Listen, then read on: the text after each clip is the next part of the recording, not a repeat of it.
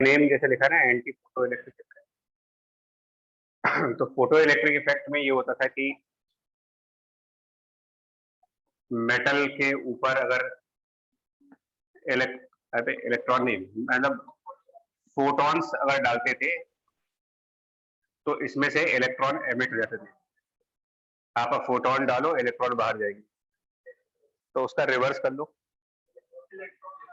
उसी का exact reverse कर दो आप, कि अगर एक मेटल है उसके ऊपर अगर हम इलेक्ट्रॉन को इंसिडेंट करवाएंगे, इलेक्ट्रॉन्स को अगर मेटल के ऊपर स्ट्राइक करवाते,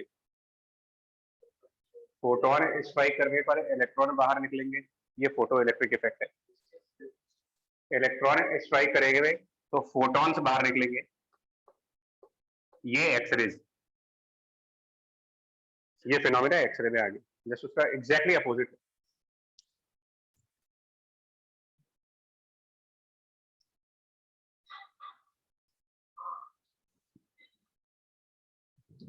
बट जितना ये बोलने में आसान लग रहा है कि उतना आसान है नहीं।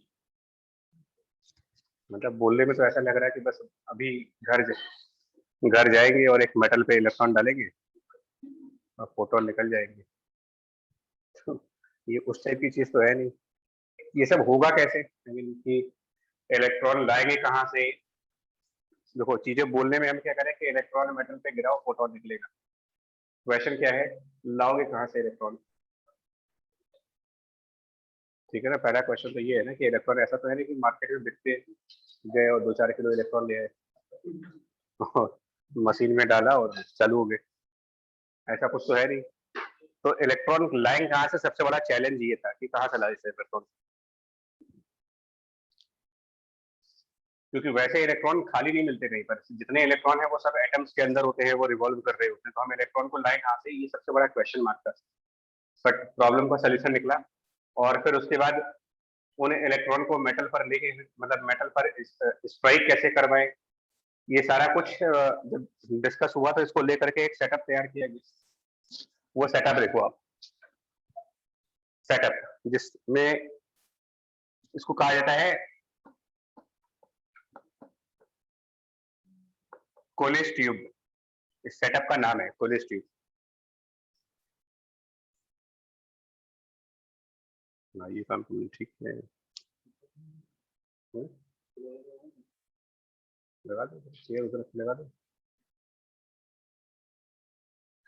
कोलिस ट्यूब सेटअप है, तो सेटअप में क्या क्या चीजें हैं देखो आप। सबसे पहले, अच्छा साथ साथ में डायग्राम बनाना यार, साथ साथ में, ये रुको कोई आया एडमिट कर दो उस पर। सबसे पहले एक ऐसे बॉक्स टाइप की चीज बनाओ, इस टाइप की चीज।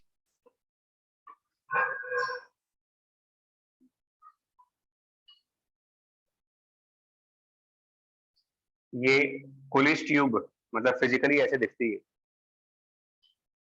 अनफॉर्चुनेटली अगर कभी एक्सरे करवाने जाना पड़ा हो कभी किसी को, कभी बाई चांस गए हो, तो जो एक्सरे रूम होता है उसके रूम पर ही ये सिंबल लगा होता है, यही सिंबल। कभी अगर ना नोटिस किया तो आप देखिएगा, सेम सिंबल, यही वाला सिंबल बना होता है। जब से एक्सरे की मशीन बनी है तब से यही डिजाइन चल रही है, इसमें कोई मॉडिफिकेशन नहीं हुआ। तो ये पूरा एक ग्लास का ट्यूब है, कंप्लीटली ग्लास का ट्रांसपेरेंट ट्यूब। अब इसके अंदर क्या क्या फिटिंग्स होती है, तो इसके अंदर एक मेटेलिक प्लेट, सबसे पहले इसके इनसाइड पर एक मेटल प्लेट जिसको कैपिटल ई से डिनोट करेंगे। कैपिटल ई मतलब एमीटर, एमीटर मेटेलिक प्लेट। और उसके जस्ट पहले, डायग्राम साथ साथ बना लो ना तुम लोग, वरना फिर बाद में इतना कचरा हो जाएगा दिखेगा कुछ नहीं। इसके जस्ट पहले एक फिलामेंट, मतलब क्वाइल टाइप की, हीटर क्वाइल, हीटर टाइप की, जैसे हीटर की क्वाइल्स होती है वैसे, और हीटिंग क्वाइल, और वो एक्सटर्नली किसी वोल्टेज से कनेक्टेड है, उसको वी एफ फिलामेंट, जैसे एफ फॉर द फिलामेंट यानी coil. Outside is a voltage V F. Online batch में जो लोग हो भैया, तुम लोग को फॉन्ट साइज छोटा तो नहीं है? No sir. और पीछे जो बैठे तुम लोग भाई, ये मतलब फॉन्ट साइज दिख रहा है पूरा, क्लियर है यहाँ तक? बट इससे जस्ट पहले होता है, टच नहीं करते इस फिलामेंट से, थोड़ा सा पहले रखते हैं इसको। और इसमें आइडिया वही है कि अभी सर्दियां आने वाली हैं, तो जैसे हम लोग को सर्दियों में हीटर ऑन कर लेते हैं हम लोग, तो हाथ गर्म करना है तो क्या हीटर के ऊपर रख दोगे ऐसे? हीटर के थोड़ा दूर भी रहोगे तो भी गर्म तो लगता ही है ना, मतलब कि हीट आप तक पहुंच जाती है इवन अगर आप उसको टच ना भी करें तो, ये रेडिएशन कहलाता है। तो वही काम यहाँ पर भी होगा, फिलामेंट से हीट जो होगी वो एमिटर तक पहुंच जाएगी, और जब फिलामेंट से एमिटर तक हीट पहुंच जाएगी तो इसके अंदर के सभी इलेक्ट्रॉन्स को थर्मल एनर्जी मिलेगी, और अगर वो थर्मल एनर्जी वर्क फंक्शन से ज्यादा हुई तो इसके अंदर के इलेक्ट्रॉन्स बाहर आएंगे। तो हमारा पहला चैलेंज तो पूरा हो गया कि इलेक्ट्रॉन लाएंगे कहाँ से, तो उसका आंसर हो गया by heating the metal, we will generate the electron by heating the metal. ये टारगेट पूरा हो गया, एक टास्क हम लोगों ने कंप्लीट कर दिया।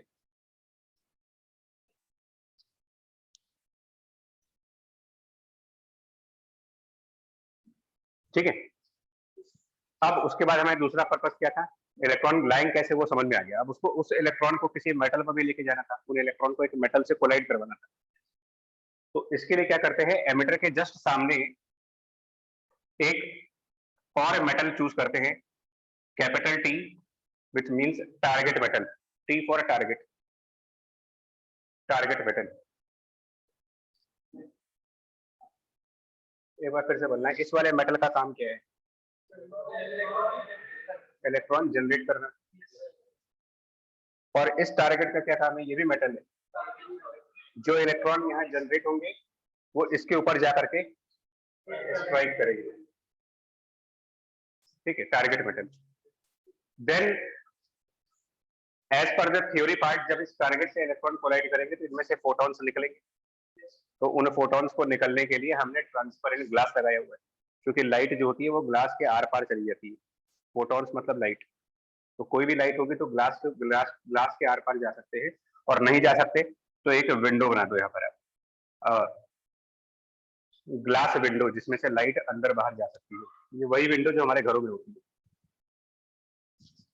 भाई घर में भी हम ग्लास की विंडो इसीलिए तो लगाते हैं कि धूप लेनी होगी तो पर्दे हटाए और धूप अंदर आ जाती है, मतलब कि लाइट जो है ग्लास को क्रॉस कर सकती है, सीमेंट को नहीं क्रॉस कर सकते। ये तो बेसिक चीज है, लेकिन मुद्दा एक और भी तो है यार कि इस एमिटर से तो इलेक्ट्रॉन निकल गए, वो यहाँ पहुंचेंगे क्यों?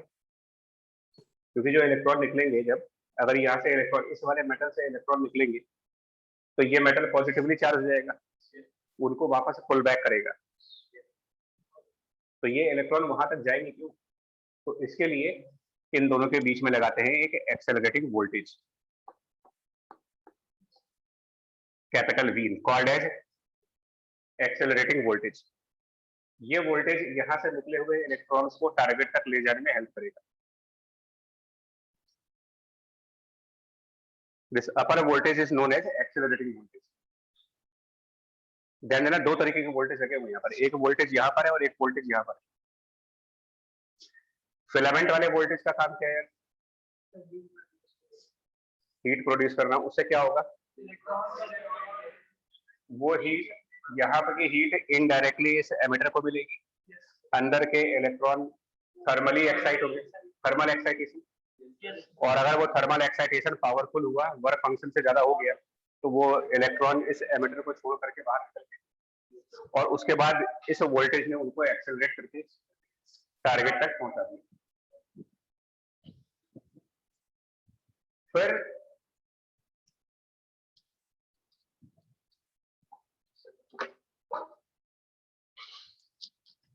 मतलब यहां से जो इलेक्ट्रॉन्स निकले वो राइट साइड एक्सेलरेट कर गए और इधर से इधर तक जाकर के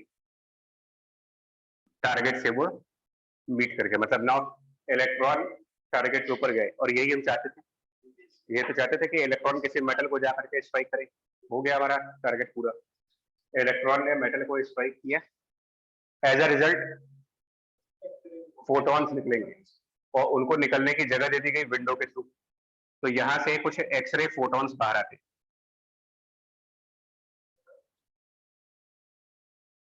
और ये वही फोटॉन्स है जो मेडिकल इंडस्ट्री में हमारी बॉडी में से पास किए जाते हैं। ये इतने पावरफुल होते हैं कि इनकी पेनिट्रेशन स्ट्रांग होती है। क्या एक्सरे करने के लिए धूप में खड़े हो जाए धूप की, तो उसमें प्रॉब्लम क्या है? वो भी इलेक्ट्रोमैग्नेटिक वेव है, वो विजिबल लाइट है, उसकी एनर्जी इतनी ज्यादा नहीं होती है कि वो बॉडी में से पास हो पाए।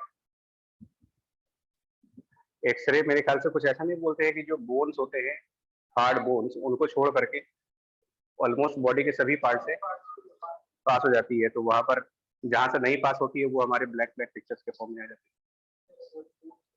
है। ये वही वही फोटॉन्स है और एनर्जेटिक होते हैं, बहुत ज्यादा एनर्जी होती है। इसीलिए ये भी सजेस्ट किया जाता है कि एक्सरे पूरे लाइफ में 1 या 2 बार से ज्यादा ना हो तो ज्यादा अच्छा है, क्योंकि ये हार्मफुल भी है काफी ज्यादा। खैर, तो पूरी मैकेनिज्म क्या हुई यार? पूरी मैकेनिज्म एक बार फिर से समराइज करो। मतलब इस मशीन में जितने कंपोनेंट्स लगे उनका काम, फिलामेंट वोल्टेज का काम होता है कॉइल में करंट लाना। सुन लो पहले, फिलामेंट वोल्टेज का पर्पस था इस कॉइल में करंट लाना। करंट की वजह से कॉइल के अंदर हीट आएगी, वो हीट एमिटर तक ट्रांसफर हो जाएगी रेडिएशन के थ्रू। एमिटर के इलेक्ट्रॉन थर्मली एक्साइट होंगे, मोर देन वर्क फंक्शन जब एनर्जी हो जाएगी तो वो बाहर निकल जाएंगे। ये वोल्टेज उनको एक्सेलरेट करके टारगेट तक ले जाएगा। जब इन इलेक्ट्रॉन का और टारगेट का आपस में कोलिजन होगा, उस कोलिजन में कुछ एनर्जी लॉस होगी, और वो जो एनर्जी कोलिजन में लॉस होगी वही चीज फोटोन के फॉर्म में बाहर दिखेगी। ये पूरी स्टोरी है इसकी।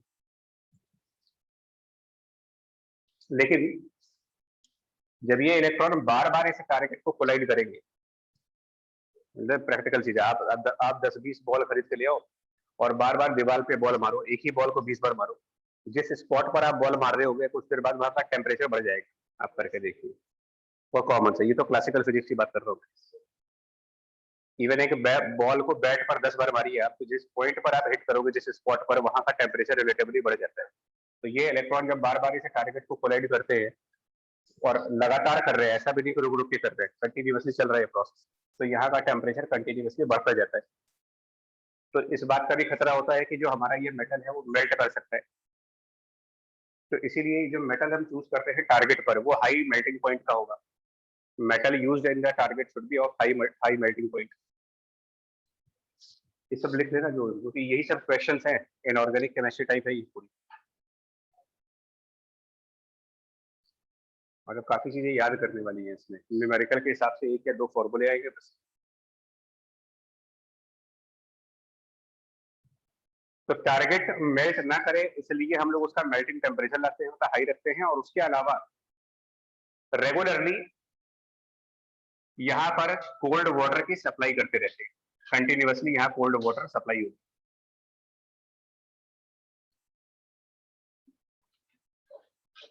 ठंडा पानी, ठंडा भी मतलब वो फ्रिज वाला नहीं, उससे भी ज्यादा ठंडा पानी, मतलब जिसका टेम्परेचर माइनस में चल रहा हो। हाँ, तो वो कोल्ड वाटर टारगेट मेटल के ऊपर से बार बार पास करा रहे ताकि वो गर्म होने से बचा रहे और मेल्ट ना कर दे, क्योंकि ये जो जो मेटल्स होते हैं बड़े महंगे वाले होते हैं।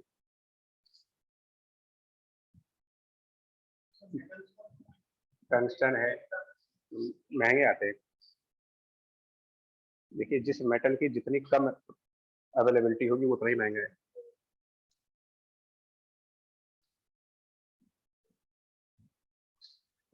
आपको पूरी पिक्चर समझ में आई क्या हुआ है? लेकिन मुझे लिखने की जरूरत है या आगे बढ़ूंगा? ना, एक बार फिर से रिपीट कर दे रहे वैसे जल्दी जल्दी में। फिलामेंट की करंट से हीट, हीट की वजह से इलेक्ट्रॉन का एक्साइटेशन, इलेक्ट्रॉन निकले, इस वोल्टेज ने एक्सेलरेट किया, वो जाकर के टारगेट से कोलाइड हुए, कोलिजन में एनर्जी लॉस हुई, कोलिजन में जितनी एनर्जी लॉस की वो एनर्जी फोटोन के फॉर्म में बाहर आई, क्योंकि फिजिक्स हमेशा ये कहती है कि एनर्जी को डिस्ट्रॉय नहीं कर सकते आप, एनर्जी डिस्ट्रॉय नहीं होती। तो अगर हमने कोलिजन में एनर्जी लॉस की तो वो डिस्ट्रॉय नहीं हुई, वो एनर्जी फोटॉन्स के फॉर्म में बाहर आ गई, और इनको हमने एक्सरे का नाम दे दिया। ये फोटॉन्स ही एक्सरे। और साथ में क्या होता है, जब ये इलेक्ट्रॉन यहाँ से यहाँ तक ट्रेवल कर रहे होते हैं तो साइमल्टेनियसली इस बैटरी से भी इलेक्ट्रॉन यहाँ पर आ रहे होते हैं, और इस टारगेट से भी इलेक्ट्रॉन यहाँ जा रहे होते हैं। यानी कुल मिलाकर के इलेक्ट्रॉन का एक कंप्लीट क्लोज पाथ हो जाता है, और कंप्लीट क्लोज पाथ जिसकी वजह से एक करंट फ्लो कर रही है अंदर। इधर से इलेक्ट्रॉन निकल के यहाँ गए, फिर वो इलेक्ट्रॉन एक तरीके से यहाँ से बैटरी के प्लस टर्मिनल पे चले गए, बैटरी के माइनस टर्मिनल से फिर यहाँ पर इलेक्ट्रॉन आए, और कन्वेंशनली इलेक्ट्रॉन के मूव करने के अपोजिट डायरेक्शन में, इलेक्ट्रॉन्स के मूव करने के अपोजिट डायरेक्शन में दिखाया जाए तो यहाँ पर कुछ करंट आ रही होगी, आई, उसको आई टी बोलते हैं, मतलब कि नहीं, ट्यूब करंट, नाम भी बड़ा अजीब अजीब है, तो ट्यूब, आई ट्यूब मतलब ट्यूब करंट, क्योंकि इसका नाम कोलिस ट्यूब है, तो वो करंट जो ट्यूब के अंदर है, ट्यूब करंट। एक करंट बाहर भी है ना यहाँ पर, वो फिलामेंट करंट है।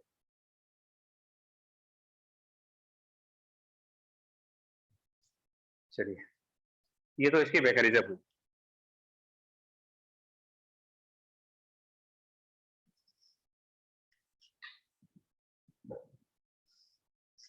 एक सिंपल सी लाइन में सुनो, फोटॉन्स इलेक्ट्रॉन के एनर्जी लॉस करने की वजह से आए, इनके पास एनर्जी है कितनी, इन इलेक्ट्रॉन्स के पास क्या एनर्जी है, तो देखिए, नहीं काइनेटिक तो है बट कितनी है, देखिए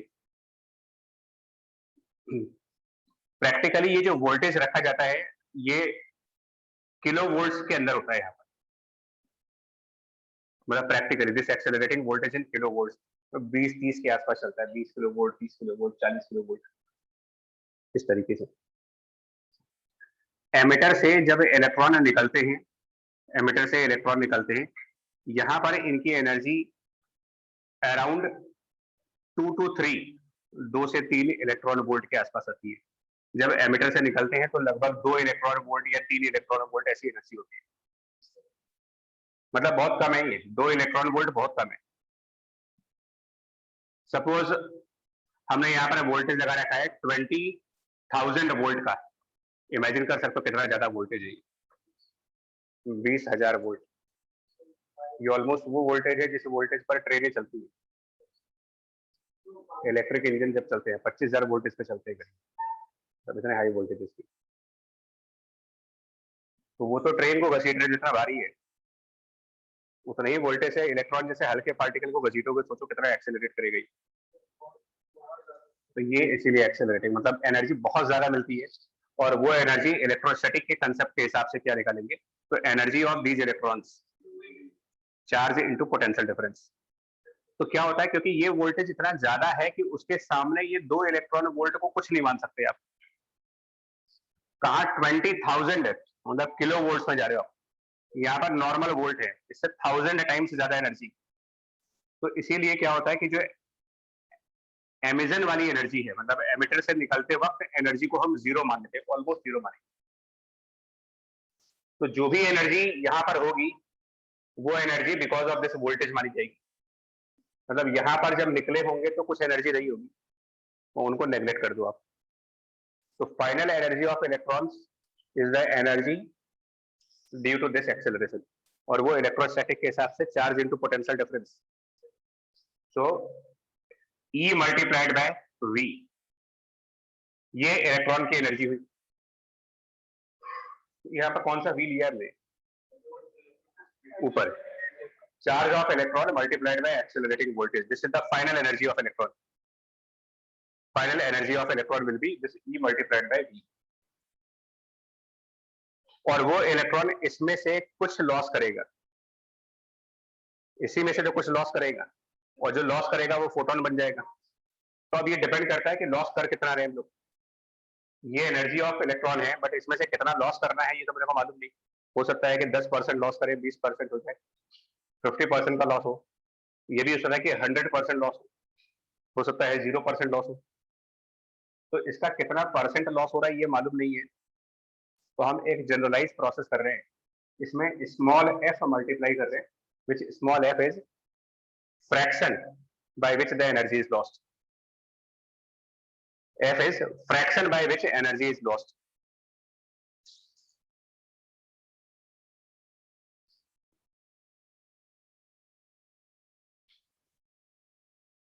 सर मतलब एफ क्या है, एक बार रिपीट कर दीजिए।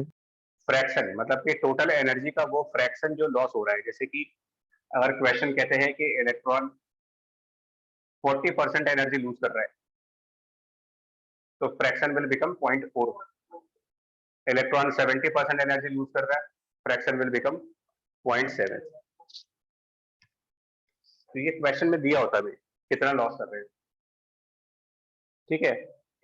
और ये चीज कन्वर्ट किस में हो रही है, फोटोन में। तो ये फोटोन की energy hc divided by lambda, इससे निकाल सकते हैं कि कितनी वेवलेंथ का फोटोन आएगा। तो वेवलेंथ ऑफ एमिटेड फोटोन यहां से कैलकुलेट करते हैं।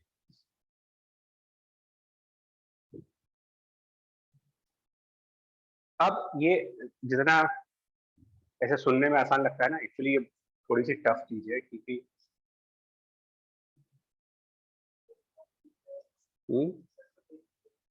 देख नहीं सकते हो। स्टैटिस्टिकल फिजिक्स है ये, स्टैटिस्टिकल फिजिक्स इसको बोलते हैं। हम लोग क्लास में कई बार मैंने ये वर्ड यूज किया है। डेटा पर जो काम करता है, जो एक सैंपल के ऊपर काम करता है। आपने मिलियन डेटा इकट्ठा किया 1 मिलियन के बराबर, और उसका सर्वे किया। तो उस सर्वे से जो रिजल्ट निकल करके आए, वो लॉ तो नहीं बोल सकते इसको,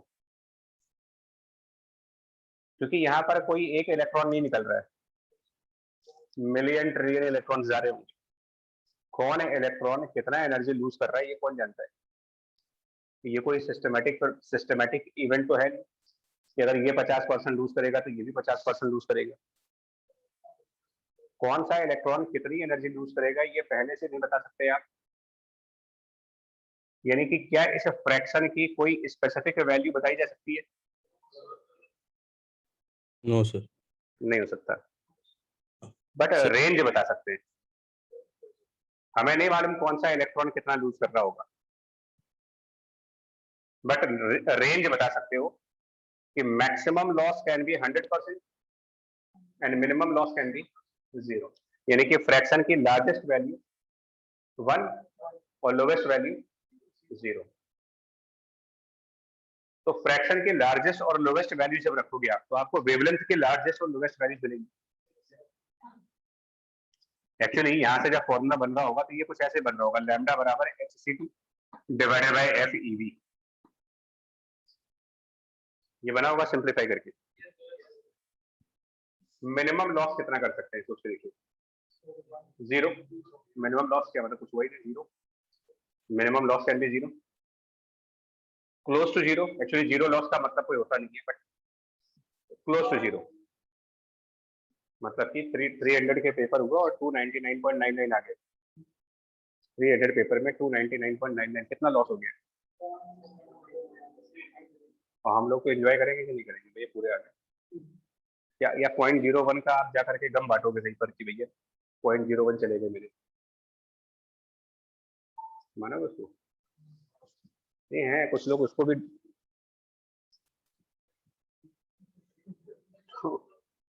मगर उनको उसका भी दुख होता है कि यार 0.01 क्यों चलेगा, वो भी आ जाता तो अच्छा रहता है।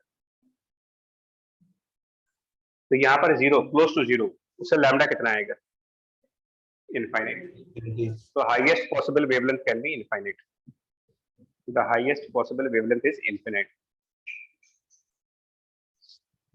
Lambda maximum is infinite.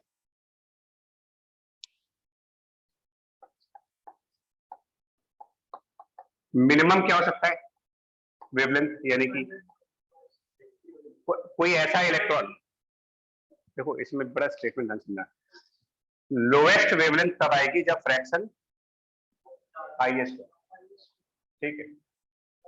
अब इसको भी समझना है, मतलब कि लॉस और मैक्सिमम हो, तो लॉस करने के तरीके भी दो हैं। एक इलेक्ट्रॉन, भाई मान लो मेरे पास 100 रुपए है और वो पूरा 100 रुपए एक बार में कहीं गिर जाए मेरा, तो मेरे को 100 रुपए का लॉस हुआ, एक ही बार में हुआ। 100 का नोट था, वो कहीं गिर गया, लॉस हो गया। और मेरे पास 10-10 रुपए के 10 कॉइन है, उसमें से 5 कॉइन आज गिर गए, 3 कॉइन कल गिर गए और 2 परसों गिर गए मान लीजिए, तो भी लॉस हुआ। बट ये लॉस एक बार में नहीं हुआ, है। ये तो लॉस करने वाले की बेवकूफी थी कि पहली बार लॉस होने के बाद उसको प्रॉफिट चेक करनी चाहिए थी। लॉस उतना ही हुआ आपको 100 रुपए का, लेकिन स्प्लिट करके हो रहा है। ऐसे ही इलेक्ट्रॉन के साथ भी होता है, मतलब कुछ इलेक्ट्रॉन ऐसे होते हैं जो अपनी एनर्जी को 100% एक बार में ही लॉस कर देते हैं, मतलब एक बार कोलिजन हुआ और 100% लॉस हो गए। कुछ इलेक्ट्रॉन्स ऐसे होते हैं कि वो 100% लॉस तो करेंगे but not in a single collision. Maybe in 2 collision, maybe in 3 collision, maybe in 4 collision. मतलब number of collision ज्यादा होंगे. तो जो इलेक्ट्रॉन अपनी एनर्जी 100% एक सिंगल कोलिजन में लॉस करते हैं, उनके लिए एफ कितना होगा? 1.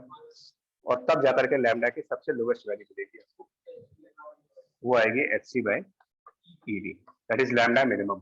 इसका एक नाम और भी है, मतलब बुक्स में इसको लैम्डा कट ऑफ भी कहा गया है. कट ऑफ को समझाने की जरूरत तो है नहीं, कट ऑफ का क्या मतलब होता है, इतने एग्जाम्स देते आए हो, कट ऑफ ही नहीं निकला, मतलब वो जो लोवेस्ट वैल्यू थी वो भी नहीं क्रॉस हुआ. क्लियर हुआ ये चीज? ये किस इलेक्ट्रॉन की वजह से होगा? मैं फिर से बोल रहा हूँ, ये सुनने में जितना आसान लग रहा है, इसको न्यूमेरिकल करोगे तो फिर फंसोगे जाकर. The lowest wavelength is when energy loss is complete 100%, but वो कंप्लीट इन वन कोलिजन होना चाहिए, not in the divided collision की एक बार इतना, फिर दूसरी बार इतना, फिर तीसरी बार. आई बात समझ में आई थी? That is lambda cut off. ये पहला फॉर्मूला है जिसके ऊपर क्वेश्चंस आते हैं. और क्योंकि इसके क्वेश्चन जब आएंगे तो हमें इसमें एच, सी और ई ये वैल्यू पहले से पता होती है. ये वेरिएबल तो है नहीं कि बार बार बदलेंगे, कॉन्स्टेंट्स हैं ये सारे. तो हम इस फॉर्मूले को थोड़ा सा डिफरेंट वे में लिखते हैं, around 1240 by capital V. This is in simplified form 1240 by V. 1240 by capital V. और ऐसे करने से जो वेवलेंथ आएगा वो नैनोमीटर्स में आएगा. 1240 divided by V in nanometer. Answer will be in nanometer. Wavelength calculation will be in nanometer. मतलब जैसे ये हो जाए,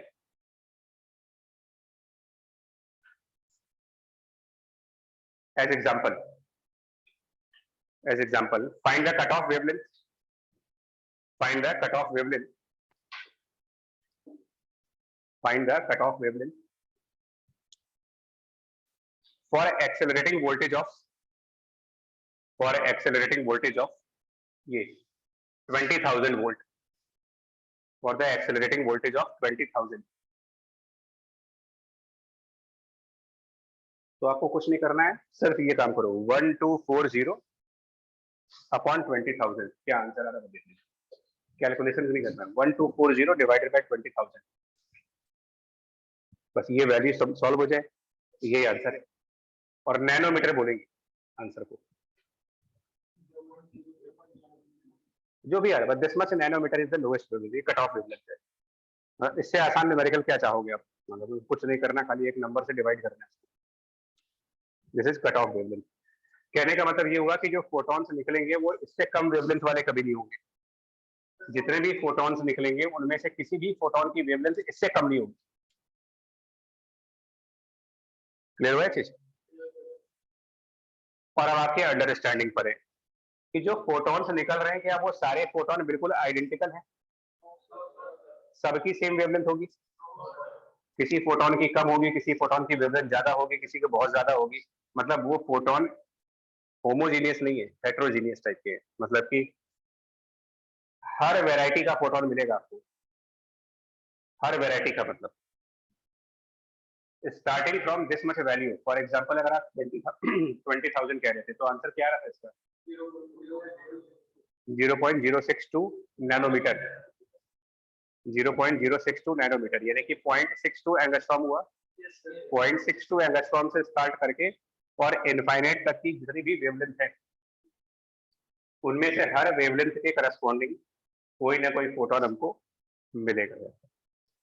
मतलब अगर हम पूछें कि क्या इस एक्सरे के अंदर, क्या इस एक्सरे में 20 एंगस्ट्रॉम का कोई फोटोन होगा, तो हम कहेंगे बिल्कुल होगा.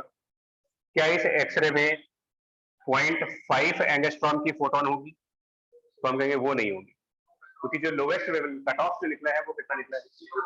0.62. तो 0.62 एंगस्ट्रॉम से नीचे के वेवलेंथ के फोटोन यहाँ पर नहीं होंगे, उससे ज्यादा वाले होंगे. अब उससे ज्यादा वाले सब होंगे 20 भी होगा, 30 भी होगा, 20.1 भी होगा, 20.2 होगा, एवरीवन अप टू इन्फिनिटी। और क्योंकि वहां पर एक मिनिमम वैल्यू के ऊपर, हर मिनिमम वैल्यू के ऊपर हर एक वेवलेंथ का फोटोन यहाँ पर अवेलेबल है, इस वजह से स्पेक्ट्रम ऑफ फोटॉन्स को आप कहते हो कंटिन्यूअस एक्सरेज। कंटिन्यूअस एक्सरेज इनका नाम दिया गया है। The spectrum of emitted photons is called as continuous X rays. Spectrum किस चीज को बोलते हैं? नहीं, वो तो 7 कलर के लाइट। वैसे इन जनरल अगर आप फिर से एक बार डिक्शनरी चेक करो, what is spectrum? Sir range range. Spectrum is called as a range. General physics के बियॉन्ड भी होता है, ऐसा नहीं है। स्पेक्ट्रम मतलब जब बहुत सारी वैरायटी किसी चीज का प्रेजेंट हो जाए, तो इसमें फोटॉन्स का स्पेक्ट्रम है। स्पेक्ट्रम ऑफ फोटॉन्स का मतलब कि a bundle of photons, bundle of photons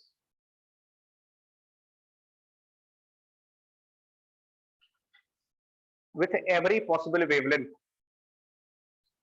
above the cutoff। every possible में भी कट ऑफ के ऊपर की बात कर रहे हैं, कट ऑफ के नीचे पॉसिबल नहीं है। That is by continuous X rays. Continuity है उसमें। आगे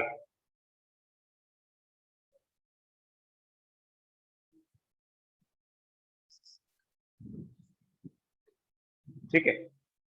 दूसरा क्वेश्चन इस पे ये आता है, कभी कभी 3-4 क्वेश्चन है, ज्यादा नहीं है इसमें। दूसरा क्वेश्चन ये आता है कि ये जो इलेक्ट्रॉन ट्रेवल कर रहे थे, इनकी फाइनल स्पीड कितनी होगी जब ये टारगेट से कोलाइड करने वाले होंगे, तो उस समय क्या स्पीड होगी? Second question, what will be the electron speed just before collision? What will be electron speed just before collision?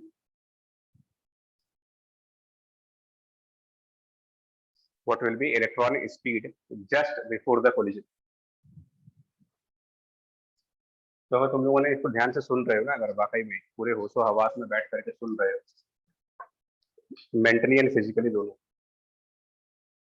Electron कितनी एनर्जी के साथ यहाँ पर पहुंचे थे?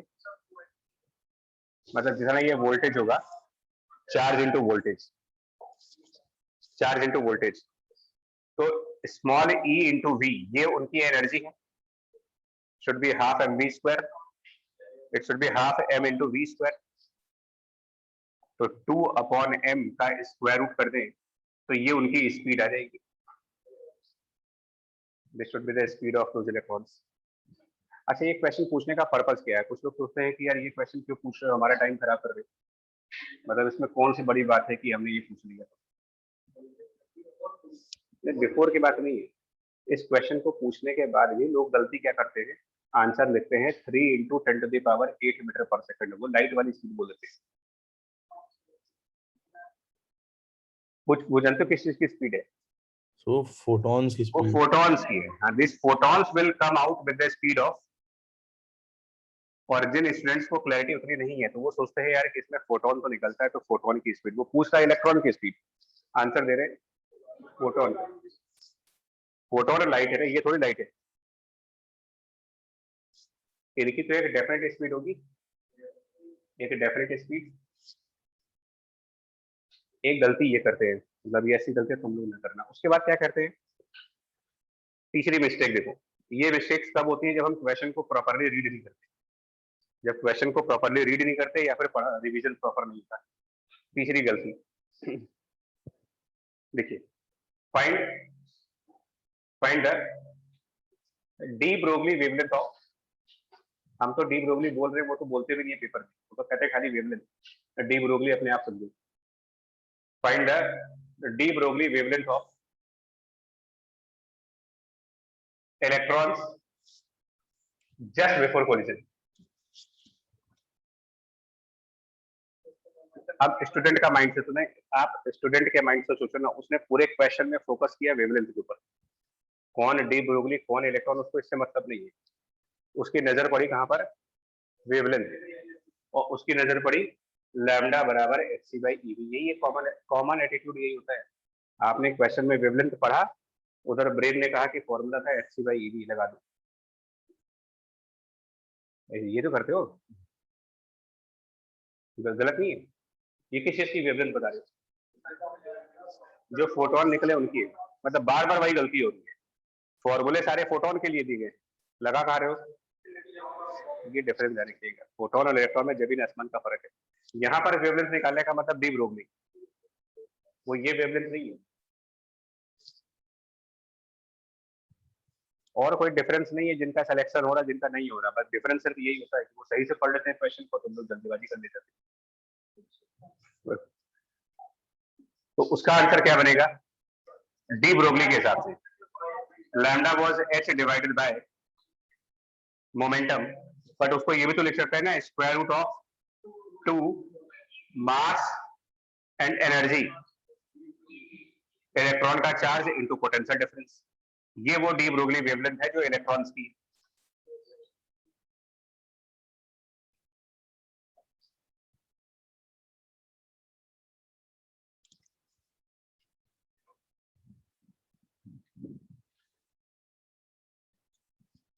खाली क्वेश्चन की प्रॉपर रीडिंग करके 25% के आसपास स्कोर बढ़ जाता है। कभी कभी आजमा के देखो, 25% का स्कोर तो ऐसे ही बढ़ जाएगा।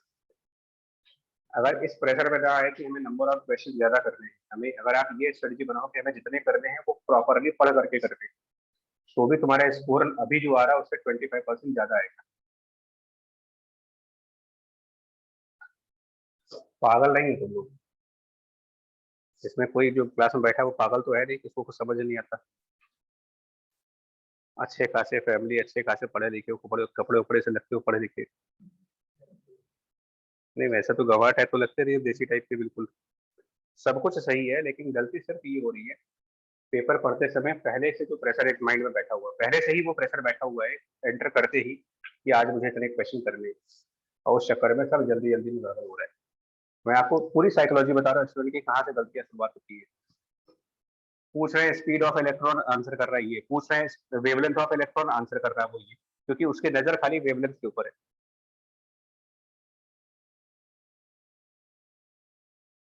एंड देन इन सबके बाद लास्ट ऑप्शन क्या बचता है कि भाई कैलकुलेशन करते समय कोई मिस्टेक हो जाए, तो वो एक अलग चीज है, वो तो आप ही हाथ में है, वो हम लोग नहीं बता सकते।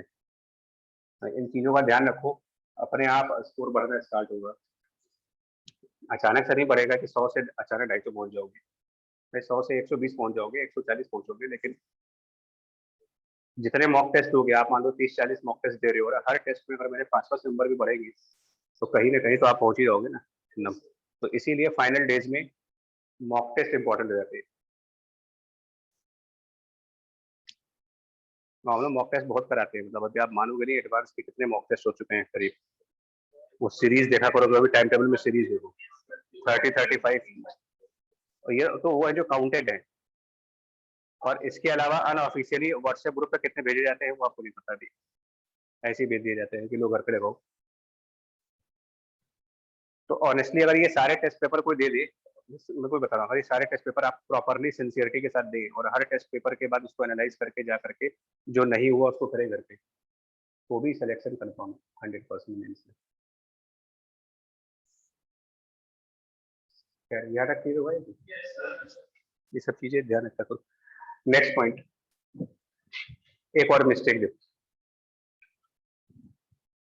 if we double the accelerating voltage, question is if we double the accelerating voltage, if we double the accelerating voltage,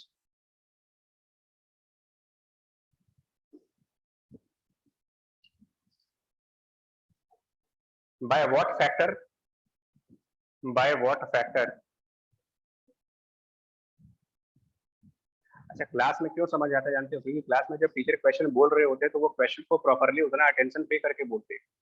in fact question समझा ही देते हैं करना क्या तुम्हें, तो भाई तुमने अपना ब्रेन तो लगा ही नहीं ना, तो उन्होंने क्वेश्चन ही समझा दिया कि ये पूछा जा रहा है, और खुद करते हो तो तुम्हें यही नहीं समझ में आ रहा था करना क्या है इसके अंदर। तो if we double the accelerating voltage by what factor? First option, cut off wavelength will change, and second, wavelength of electron will change.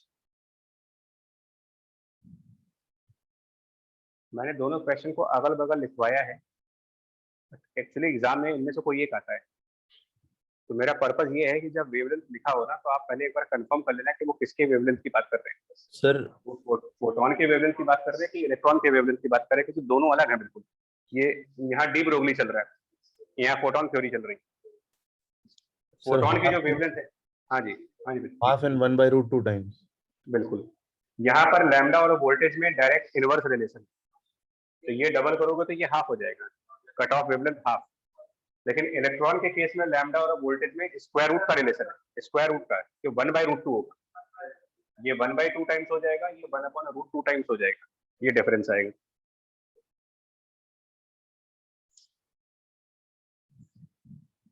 पूरी मॉडर्न फिजिक्स में सिर्फ और सिर्फ अटेंशन का गेम है। जितना आप प्रॉपरली अटेंशन पे करोगे क्वेश्चन को, ये तो मैं गारंटी ले सकता हूँ कि लॉजिक्स की वजह से कभी गलत नहीं होता है ही नहीं कुछ लॉजिक।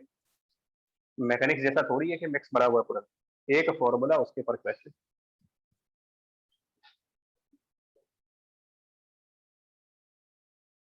ठीक है,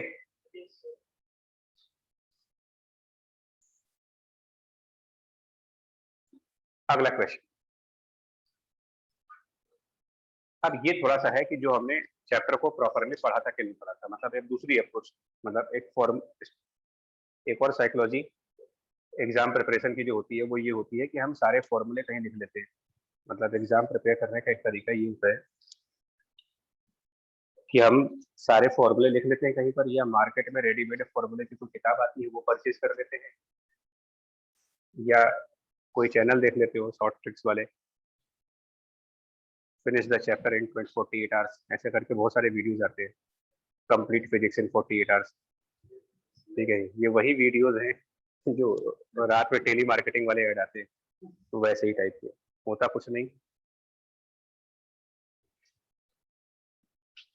क्वेश्चन की लैंग्वेज पढ़ के देखना है, मैं जिस तरह पे इशारा कर रहा हूँ क्वेश्चन सुनो।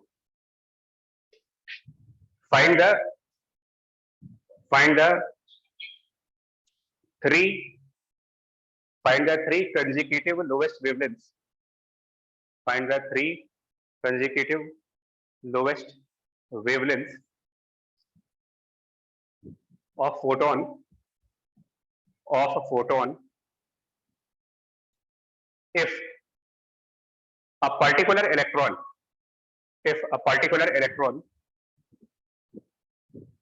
loses 70% of its energy in every collision.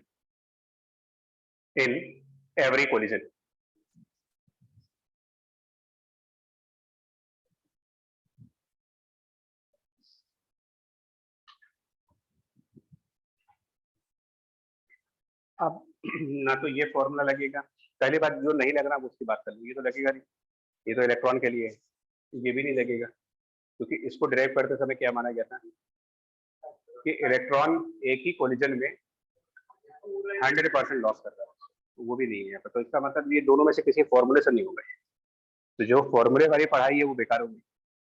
जिसने फॉर्मूले से पढ़ा है, खाली फॉर्मूला पढ़ लिया और सोचा कि हम पेपर अच्छा कर लेंगे, वो गया। अब जिसको मैकेनिज्म पता होगी वो कर सकता है। फोटॉन्स के निकलने की मैकेनिज्म क्या बताई गई है आपको? इलेक्ट्रॉन जो अपनी एनर्जी लूज करता है वो होती है फोटॉन्स की एनर्जी। तो हमारा जो बेसिक फॉर्मूला था, यानी कि जनरलाइज फॉर्मूला, वो तो लैम्डा का ये था, hc divided by fraction into EV, ये जनरलाइज है।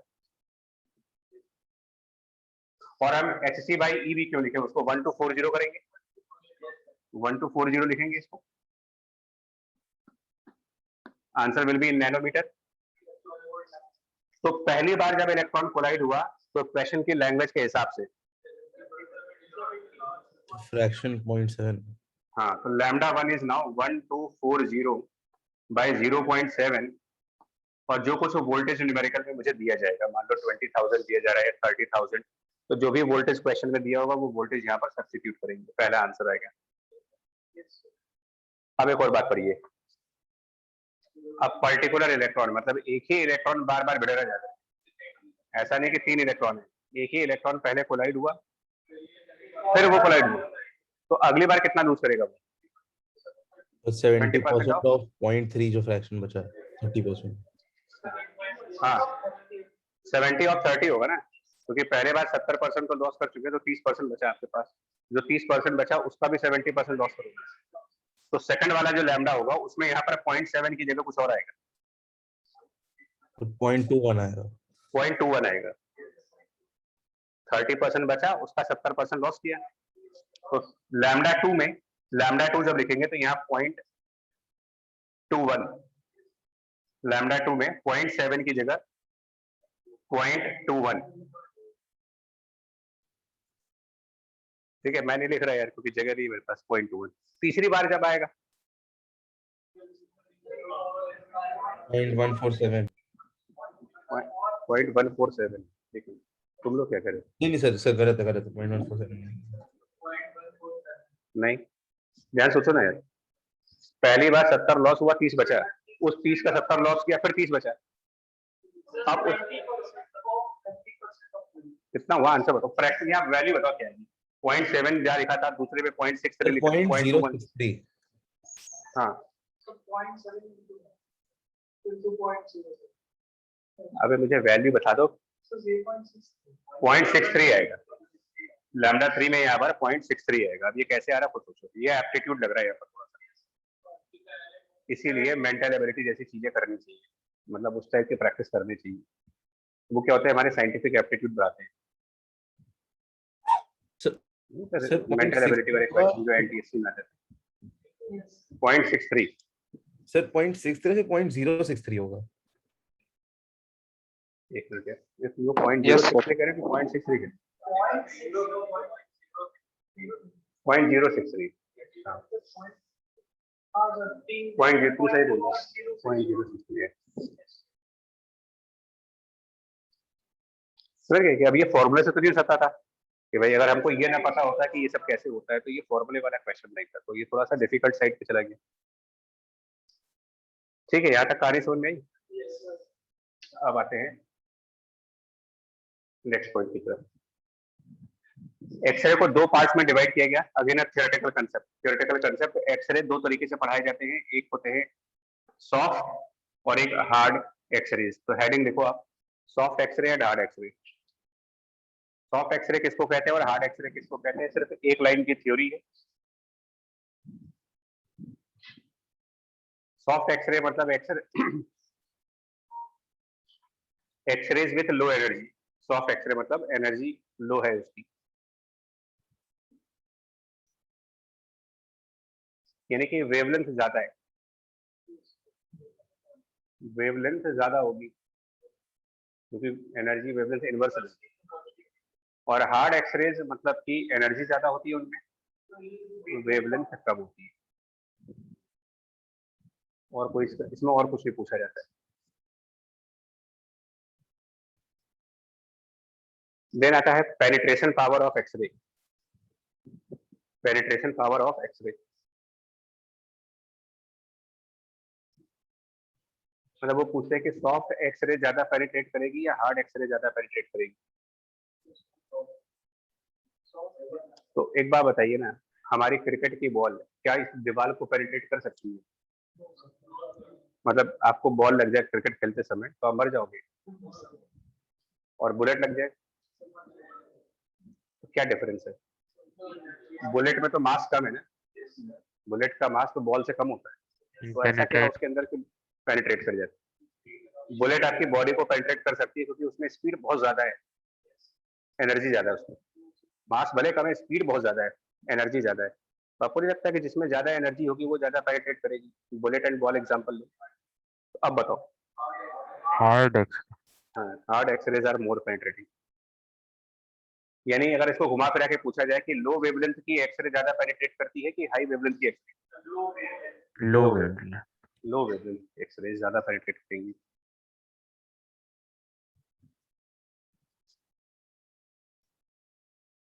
तो आपको शायद मालूम नहीं होगा कि जो एक्सरे मशीन जब यूज करने वाले ऑपरेटर्स होते हैं ना, बड़े स्मार्ट होते हैं। वो आदमी को देख करके मशीन सेट करते हैं, ये वोल्टेज एज ग्रुप के हिसाब से करते हैं। वो मेल है कि फीमेल है, किस एज ग्रुप के हो, अगर कोई हट्टा कट्टा मोटा बिल्कुल पहलवान टाइप चला जाए तो वो वोल्टेज बढ़ा देंगे वाला, है ना।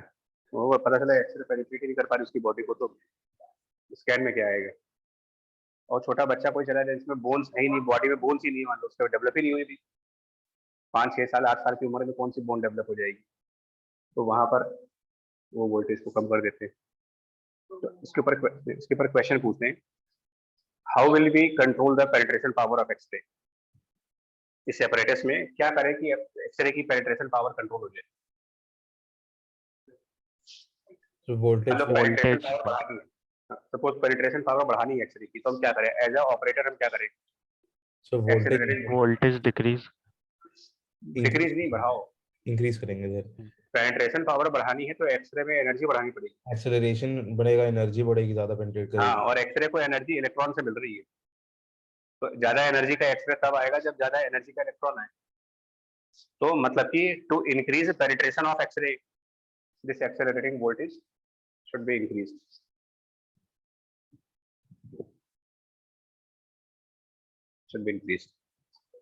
फिर पूछते हैं, हमें बहुत सारे फोटॉन्स चाहिए,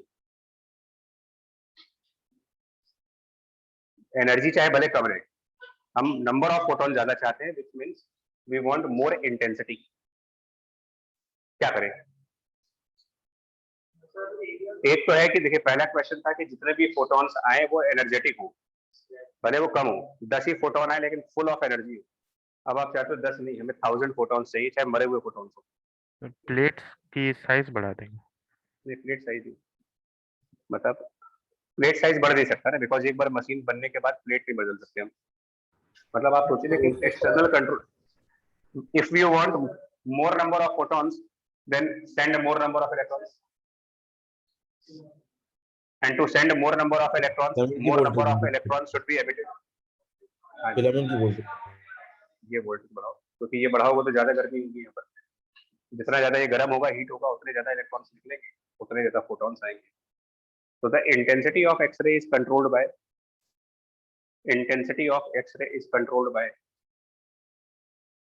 फिलामेंट करंट या फिर फिलामेंट वोल्टेज।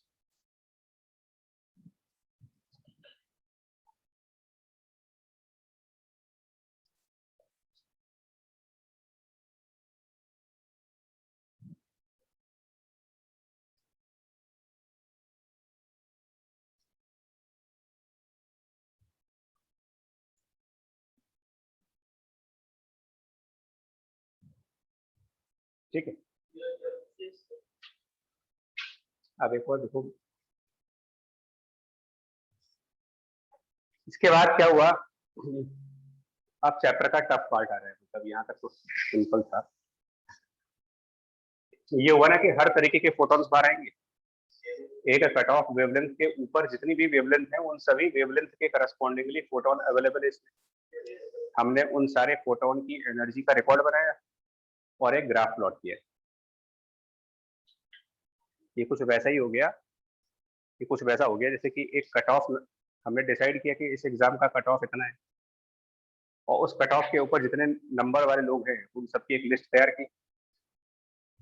फॉर एग्जाम्पल अभी 87% कट ऑफ डिसाइड किया गया कि जेई एडवांस के लिए इस साल का कट ऑफ जो है 87, तो जिनके भी जेई मेन में 87% से ऊपर है उनकी एक लिस्ट तैयार कर लो आप, और उनके परसेंटाइल वाइज उनका एक ग्राफ प्लॉट करते थे।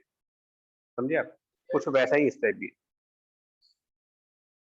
स्टूडेंट्स को कंपेयर कर सकते हो फोटॉन्स के साथ, उनके परसेंटाइल को कंपेयर कर सकते हो उनकी वेवलेंथ के साथ। समझ पाए आप? Student are compared with photons and percentile is compared with wavelength. तो एक कट ऑफ वेवलेंथ के ऊपर सब है। अब हमने एक ग्राफ प्लॉट किया, इसका ग्राफ तो छोड़ो, आप मुझे ये बताओ, अगर आपको जेई के एग्जाम्स में वर्टिकल एक्सिस पर परसेंटाइल प्लॉट करना होता और एक तरफ आपको नंबर ऑफ स्टूडेंट्स प्लॉट करने होते, तो कैसा ग्राफ होता? ऑलवेज इंक्रीजिंग, ऑलवेज डिक्रीजिंग, या फिर ऐसे करके एक मैक्सिमा जाता फिर नीचे आ जाता होता ना? कोई तो टॉपर होगा उसमें। और परसेंटाइल आपके परसेंट है या रिलेटिविटी? रिलेटिविटी लग रही है, परसेंटाइल रिलेटिविटी है। अब आप और आपका 99 परसेंटाइल आया, इसका मतलब ये थोड़ी कि आपने 99% स्कोर किया है। इसका मतलब ये है कि 99% बच्चों से आप आगे हो। ठीक है, ये तो मतलब हुआ, that is called relative performance. तो उसकी जगह पर हम यहाँ यूज कर रहे हैं रिलेटिव इंटेंसिटी।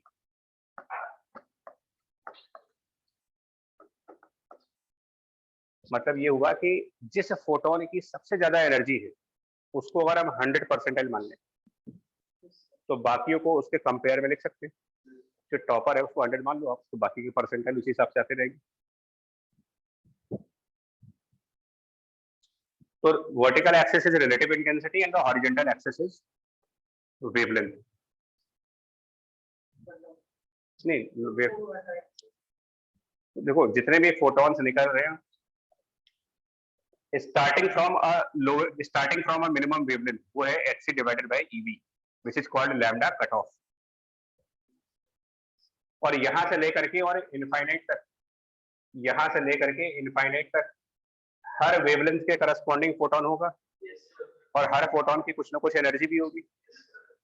तो यहां से और इनफाइनाइट तक की वेवलेंथ में for every wavelength there is a photon, there will be some energy of that photon. तो कोई तो एक फोटोन होगा जो सबका टॉपर होगा, कोई तो होगा, मतलब ऐसा कोई तो कोई फोटोन होगा ना जिसकी एनर्जी उस पूरे ग्रुप में सबसे ज्यादा होगी। और उसी लिए ग्राफ कुछ इस तरीके से बनेंगे, हाईएस्ट वैल्यू आएगी फिर ऐसे हो जाएगी। तो जहां पर हाईएस्ट वैल्यू आ रही है मतलब at this wavelength photon will have highest energy as compare to the other photons of the same group. और ये ग्राफ कोई मैथमेटिकल ग्राफ नहीं है, देखो ये ग्राफ एक एक्सपेरिमेंटल ऑब्जर्व्ड ग्राफ है। और ये ग्राफ मैं अपनी तरफ से नहीं प्लॉट कर रहा, बिल्कुल क्लियर कर देने, जैसा बुक में बना है एज इट इज मैं कॉपी करूंगा, चलेगा ना? यानी बुक चाहिए आर्थर वाइजर, आर्थर वाइजर इसका नाम है, जो नंबर 1 बुक मानी गई है in terms of modern physics. इसमें सबसे बड़ी खास बात क्या है आपको को दिखाएं कि जो पिक्चर्स हैं ये एक्चुअल पिक्चर्स हैं, ओरिजिनल पिक्चर्स। मतलब देखो modern x-ray diffraction apparatus being used to study the, जैसे ये एक्चुअल पिक्चर लैब की लेते हैं लोग, मतलब ये कोई ड्राइंग और कंप्यूटराइज पिक्चर नहीं बनाते। एक्चुअल पिक्चर लैब में जो पिक्चर हो इसकी फोटो खींचते हैं और बुक में डाल देते हैं। नहीं अच्छा है ये, सर स्क्रीन पे भी दिखा दीजिए एक बार। नहीं वो अच्छा है, वो दिखेगा नहीं, तो एक्चुअली बुक पूरी ब्लैक एंड व्हाइट टाइप की है। तो ये ग्राफ ऐसे देख लो आप, ये ग्राफ एक है, दिख रहा है? यस सर दिख रहा आप लोग को तो बता देंगे, तुम लोग को तो बता देंगे। ये ग्राफ जो बनाया गया है आप लोग को तो ड्रॉ कर रहे हैं, इस टाइप के ग्राफ है, ये ओरिजिनल ग्राफ है। हमें इस ग्राफ की स्टडी करनी है, हमें ग्राफ कैसे बना है इसमें कोई इंटरेस्ट नहीं है, हमारा कोई इंटरेस्ट नहीं कि ग्राफ कैसे बना, बट हमारा इंटरेस्ट इस बात में जरूर है कि जो ग्राफ 3-4 बनाए हैं वो हमें मैसेज क्या प्रोवाइड कर रहे हैं, because graphs are used for some observations. तो हमारे ग्राफ कुछ ऐसे हैं, original graph lambda versus relative intensity, और ये ग्राफ साइंटिस्टों ने प्लॉट किया था टंगस्टन के लिए, मतलब जो टारगेट था वो टंगस्टन यूज किया, ग्राफ बनाया और ग्राफ कुछ इस तरीके से बन करके आया। साइंस में एक्चुअल में स्टडी ऐसे की जाती है, साइंस में आप ये सोचोगे कि पहले हम फॉर्मूला बना लें और फिर पढ़ेंगे, तो नहीं होता। आप पहले ऑब्जर्वेशंस करते हो, फिर उन ऑब्जर्वेशंस के बारे में ये सोचते हो कि ऐसा क्यों हुआ।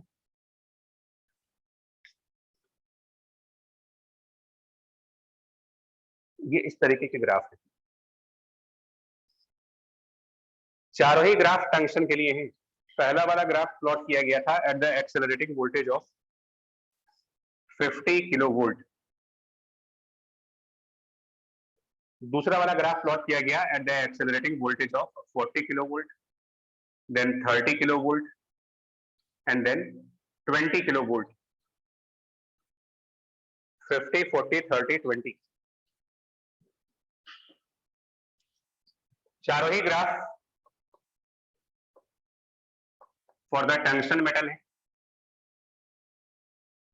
एक ही सेटअप में टंगस्टन को यूज किया और वो जो एक्सेलरेटिंग वोल्टेज है उसको, जैसे हम लोग लैब में 4-5 रीडिंग नहीं लेते, तो वैसे वो लोग भी करते हैं। एक बार वोल्टेज को 50 पे सेट कर दिया, फिर ग्राफ प्लॉट किया, फिर वोल्टेज को 40 पे सेट किया, फिर ग्राफ सेट किया, और उनके सामने ग्राफ ऐसे बन गए। अब उस ग्राफ से कंक्लूजन्स क्या आ रहे हैं आप खुद देखो, ग्राफ के कंक्लूजन्स और इसी से रिलेटेड ऑब्जेक्टिव क्वेश्चंस इस ग्राफ के ऊपर आते हैं।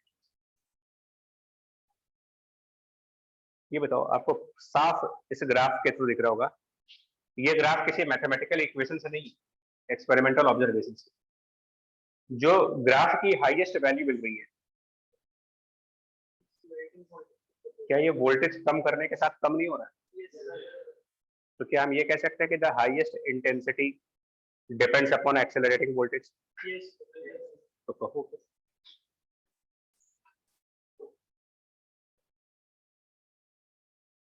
The highest intensity depends upon accelerating voltage. और किस तरीके से डिपेंड कर रहा है, इनवर्स या डायरेक्ट?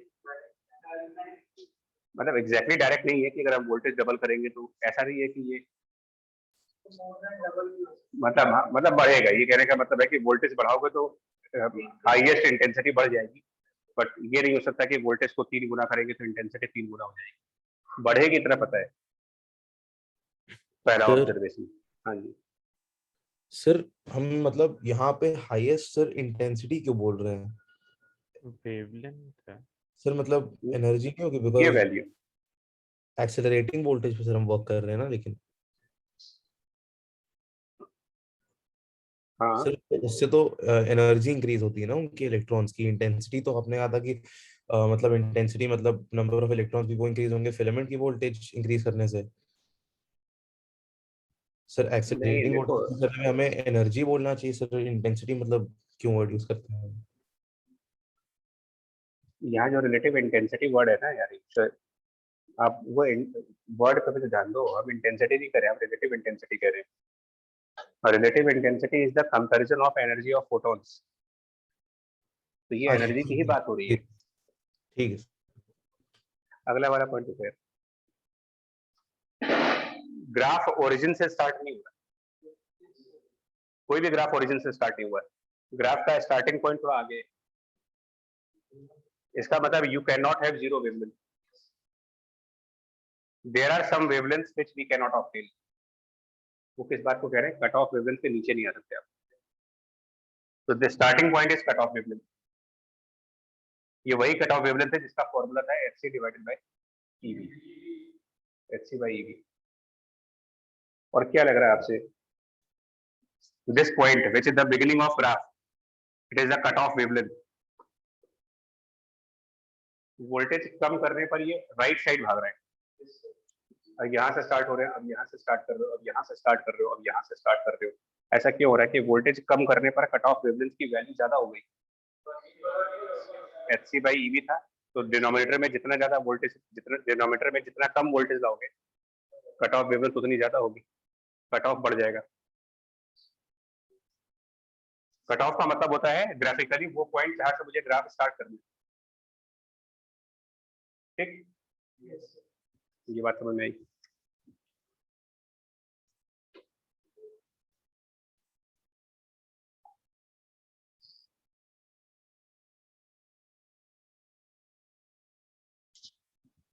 नेक्स्ट,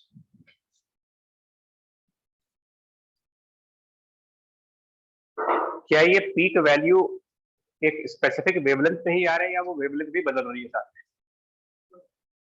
मतलब 50 किलो वोल्ट का ग्राफ का जो हाईएस्ट वैल्यू है, उसके जस्ट नीचे वेवलेंथ, 40 के टॉप वैल्यू के नीचे की वेवलेंथ, 30 के हाईएस्ट वैल्यू के नीचे वेवलेंथ, और 20 के हाईएस्ट वैल्यू के नीचे की वेवलेंथ।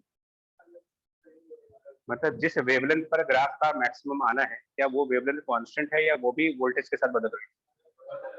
तीसरा पॉइंट, तीसरा point, the wavelength at which there is maximum intensity। यहाँ पर रिलेटिव इंटेंसिटी की बात हो रही है, फिर से clear, there is maximum relative intensity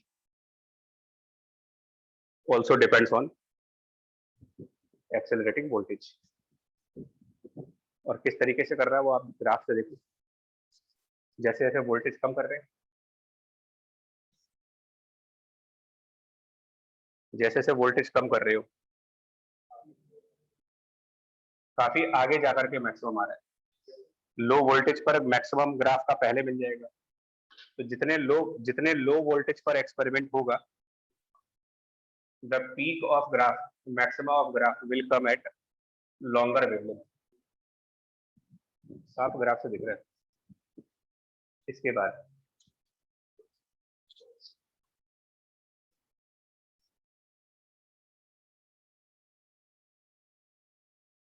ये सारे ग्राफ किसके लिए प्लॉट किए गए थे यार? टंगस्टन के लिए। अगर आप मेटल बदल दो तो टंगस्टन की जगह कोई और मेटल ले आओ तो ये पीक वैल्यू बदल जाएगी। This peak value also depends upon the metal. तो वोल्टेज पे तो कर ही रहा है, मेटल पे भी करता है। ये सारे ग्राफ एक स्पेसिफिक मेटल के, और इस बात को साबित करने के लिए कि हाँ मेटल पर भी डिपेंड करते हैं,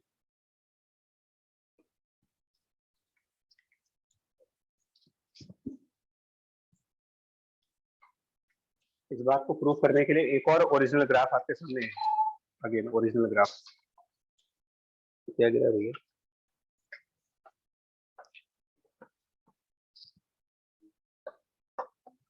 लैम्डा एंड रिलेटिव इंटेंसिटी के बीच एक और ग्राफ है। यार ये वाला जो मेटल है ना, इसको मैं प्रोनाउंस नहीं कर पाता हूँ। ये ग्राफ तो इन्होंने प्लॉट किया टंगस्टन के लिए एट 35 किलो वोल्ट पर। 35 किलो वोल्ट टंगस्टन का ग्राफ ऐसा है।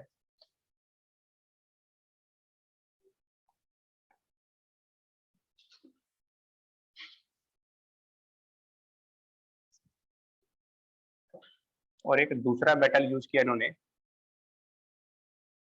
इसके तो यार स्पेलिंग अब क्या बोलते हैं भगवान जाने, मॉलिब्डेनम और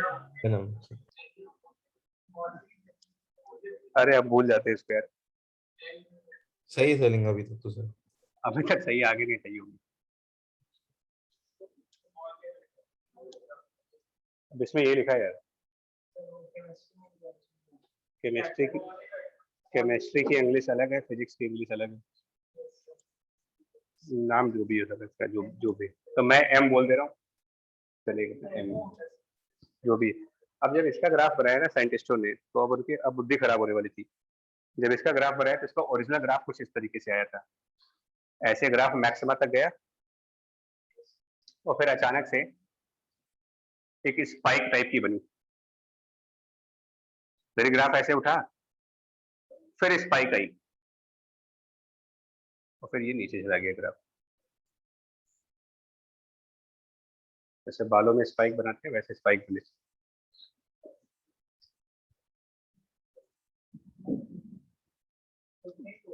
दोनों, हाँ ये भी 35 पे ही है, इसको भी उसी वोल्टेज पे ऑपरेट किया गया। टारगेट, एक बार टारगेट पे टंगस्टन लगाया, एक बार टारगेट में एम लगाया और फिर ग्राफ प्लॉट किया और कंपेयर किया। जब उन्होंने ग्राफ सामने रखे दोनों के, तो एक का ग्राफ ऐसा दिखा, एक का ग्राफ यू दिखा। अब उनको ये समझ नहीं आया कि ये क्या हुआ। एक में इस तरीके के स्पाइक्स नहीं है ऐसे अचानक से, और एक ग्राफ प्रॉपर चल रहा है। तो ये स्पाइक्स जो बन रहे हैं ना, अचानक से ग्राफ उठा और नीचे आया, ये डिस्टर्ब किया, मतलब इसने डिस्टर्बेंस प्रोड्यूस की कि अब ये कौन सी चीज आ गई। बट उन्होंने एक बात नोटिस की, दोनों ग्राफ के स्टार्टिंग पॉइंट कॉमन है। तो इससे कंक्लूजन क्या निकला कि कट ऑफ वेवलेंथ मेटल पे नहीं डिपेंड करता, because they are operated at the same voltage, क्योंकि Hc/eV है ये।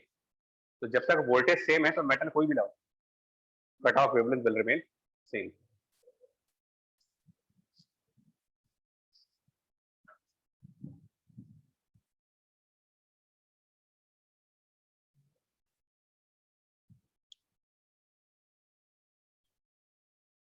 टंगस्टन की पीक वैल्यू ज्यादा है, वैसे तो पीक वैल्यू इसमें भी ज्यादा है, इसका आप पीक वैल्यू देखो तो बहुत ज्यादा है, बट वो पीक वैल्यू अचानक से नहीं, स्पाइक बनने की वजह से है ना, अचानक से उठा है, और जितनी तेजी से उठा ग्राफ उतनी तेजी से गिरा भी। ये कुछ अलग ही चीज है। तो जब ये ग्राफ आया तो अब इसमें डिस्टर्बेंस क्रिएट हुई, ये रीजन क्या है इसका, तो वो लिखते हैं the reason of spikes in the graph or the region of sudden increase in the graph. What was the reason of sudden increase in the graph?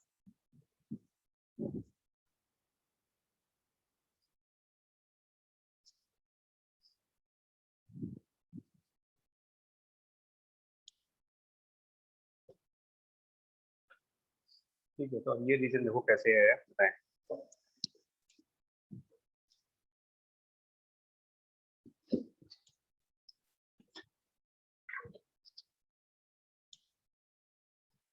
X ray produce करने की मैकेनिज्म कहाँ से चालू हुई थी? सबसे पहले इलेक्ट्रॉन कहाँ से निकले थे ये, और टारगेट तक जाने से पहले क्या किया गया था इनको? एक्सेलरेट किया था। So this electron coming from the electrons which were coming from emitter were accelerated by capital V. तो इसमें कितनी एनर्जी आ चुकी होगी? EV लिखो साथ में। अब इस मैकेनिज्म को समझते हैं कि वो जो ग्राफ के स्पाइक बने थे उनका क्या रीजन रहा होगा, और हम लोग नहीं समझ रहे हैं, ये साइंटिस्ट लोग समझ रहे थे, उसी को हम कॉपी कर रहे हैं।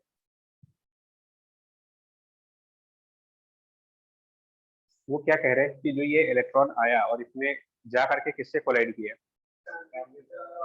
टारगेट से। मतलब ये electron they are going to collide with molybdenum, तो एक एग्जांपल है यार, उसके वैसे और भी टारगेट्स है, मतलब ये जाता है टारगेट कोलाइड करने वाले।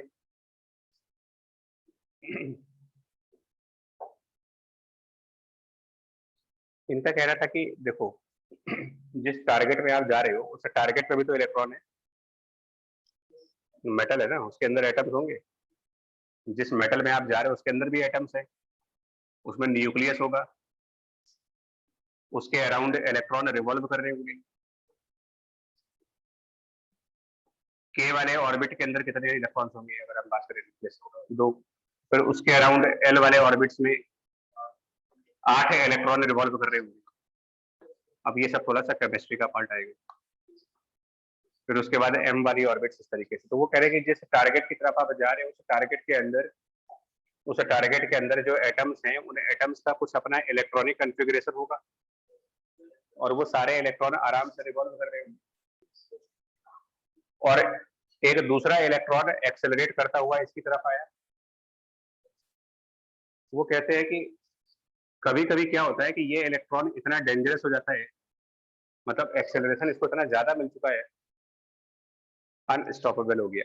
अनस्टॉपेबल का मतलब ये हुआ कि ये रुकता नहीं है, ये मेटल के अंदर पेनिट्रेट करता हुआ जा करके के वाले ऑर्बिट से डायरेक्ट कोलाइड कर देता है। मतलब इसका कोलिजन एटम के आउटर सरफेस से ना हो करके सबसे अंदर वाले इलेक्ट्रॉन से बढ़ गया जाकर के, मतलब इतना डेयरिंग इलेक्ट्रॉन हो गया ये कि सीधे अंदर घर में घुस करके, जिसको बोलते हैं सीधे एटम के अंदर घुस करके और न्यूक्लियस के सबसे क्लोजेस्ट इलेक्ट्रॉन से जाकर के स्ट्राइक किया और उसको अपने साथ बाहर ले गया। मतलब हम कह रहे हैं कि इस इलेक्ट्रॉन को नॉकआउट किया गया है, बाहर निकाल दो, knocked out, मतलब this electron is knocked out by the electron coming from emitter। अब ऐसा किसने नोटिस किया पता नहीं, लेकिन कि हम लोगों को भी ये बातें समझ में नहीं आती कि कौन एटम के अंदर घुस करके देखा किसने, मतलब साइंटिस्टों का थॉट प्रोसेस जो है उनको कैसे मालूम चलता है कि इलेक्ट्रॉन अंदर गया होगा, भिड़ा होगा और न्यूक्लियस होगा, ये सब कुछ नहीं, वो कुछ अलग ही ब्रेन होता भाई, ये सब उस इलेक्ट्रॉन की शायद जो मतलब क्वांटम नंबर अलग होते हैं, एनर्जी अलग होती है, शायद उससे कुछ तय करके कुछ देखा होगा, मतलब ये बहुत हाई लेवल डिफरेंट होगा। हाँ, कि बस हमें ये मैकेनिज्म थोड़ी अलग है। Mechanism of the spikes in the graph क्या है, फिर से बोल रहा है कि इलेक्ट्रॉन जो एमिटर से आ रहा था बहुत ज्यादा एनर्जी हो गई उस पर, इतनी ज्यादा एनर्जी हो गई कि वो एटम के सबसे अंदर वाले इलेक्ट्रॉन से सीधा बढ़ गया है। और बढ़ना ही नहीं, बढ़ने के साथ साथ उसकी ढेर देखिए, उसको एटम के न्यूक्लियस से निकाल के भी ले जा रहे हैं, अपने साथ भगा लेगी कह लीजिए। उससे क्या हुआ? इसके होने के बाद अब इसके बाद की कहानी शुरू होती है। ये तो हो गया, जो होना था हो गया, मतलब कोई आया घर में घुसा और लेके भाग गया। अब उसके बाद जो होगा देखो, समझ लो कहानी।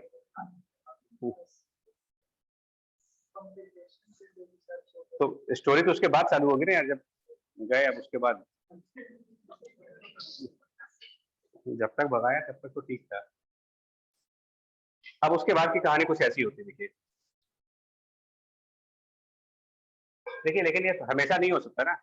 अगर ऐसा होता तो टंक्शन में भी होना चाहिए था, टंक्शन में तो ये सब हुआ नहीं। तो अगर उसको भगाने वाली स्टोरी से समझो कि कोई भगा के तभी ले जा सकता है जब उसका अट्रैक्शन घर वालों के अट्रैक्शन से ज्यादा हो। नहीं, उसकी मोहब्बत इतनी ज्यादा हो कि घर वालों का प्यार छोटा पड़ जाए, तभी तो भागोगे। नहीं तो फिर सोचोगे 10 बार सोचोगे कि नहीं यार ये स्टेप उठाए कि ना उठाए। समझ आ गया? मतलब घर वालों से जो आपकी अटैचमेंट है, उस अटैचमेंट से ज्यादा अटैचमेंट कहीं और हो जाएगा।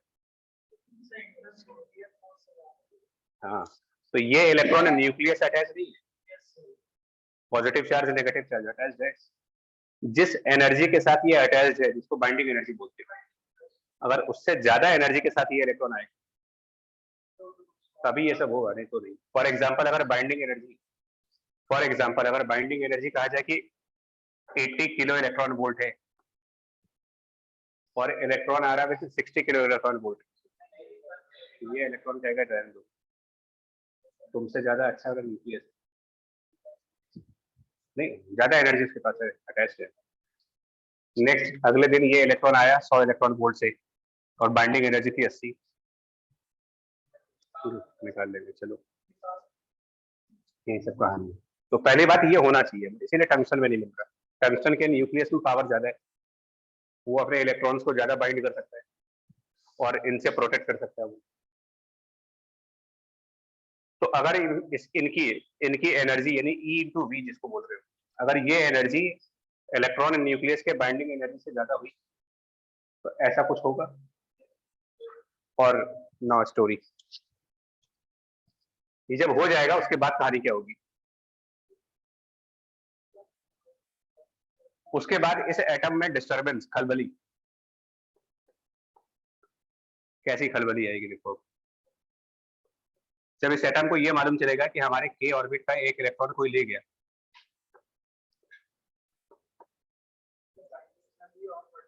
तो वो सब तो ठीक है। और बाउ प्रिंसिपल है कोई जो कहता है कि ये तो हो ही नहीं सकता कि अंदर का ऑर्बिट खाली और बाहर का ऑर्बिट भरे, ये तो नहीं हो सकता। तो तुरंत ये इलेक्ट्रॉन नीचे जाएंगे, ट्रांजिशन करेंगे। और जब ये ट्रांजिशन करेंगे, अपर एनर्जी लेवल के इलेक्ट्रॉन लोअर एनर्जी लेवल पर ऑफ बाउ प्रिंसिपल के हिसाब से जब नीचे जाएंगे, तो इस प्रोसेस में भी एक एनर्जी निकलेगी और वही एनर्जी फोटॉन्स बन के निकलती है। ये डी एक्साइटेशन की एनर्जी फोटॉन्स के बारे में निकलती है और यही वो फोटॉन्स है जो स्पाइक्स क्रिएट कर रहे हैं।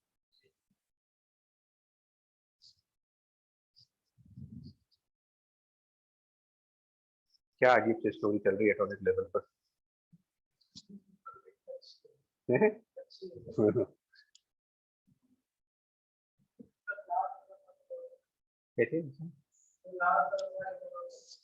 लास्ट वाला ये कह रहे हैं कि जब इस इलेक्ट्रॉन ने इनर मोस्ट इलेक्ट्रॉन को रिमूव किया होगा।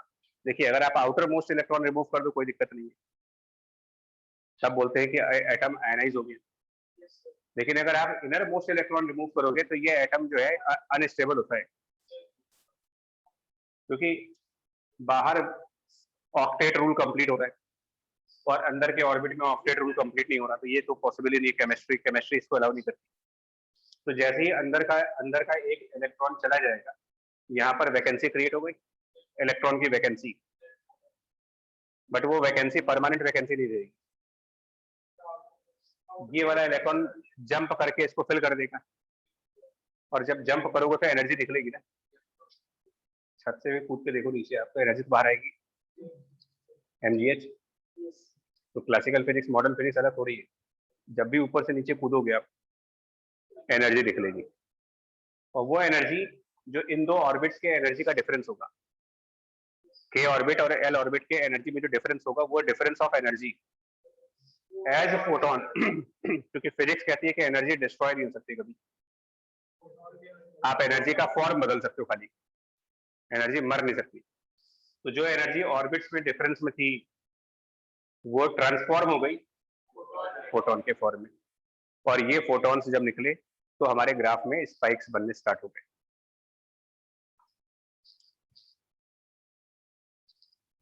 तो लोगों ने पूछा कि टंगस्टन में क्यों नहीं बनाता है, उसका रीजन वही है, टंगस्टन का इलेक्ट्रॉन अपने न्यूक्लियस से इतना ज्यादा बाइंडेड है कि ये वोल्टेज शायद इनसफिशिएंट रहा होगा उसको रिमूव करने में, एक्सेलरेटिंग वोल्टेज इतना रहा ही नहीं होगा कि वो रिमूव कर पाए उसे।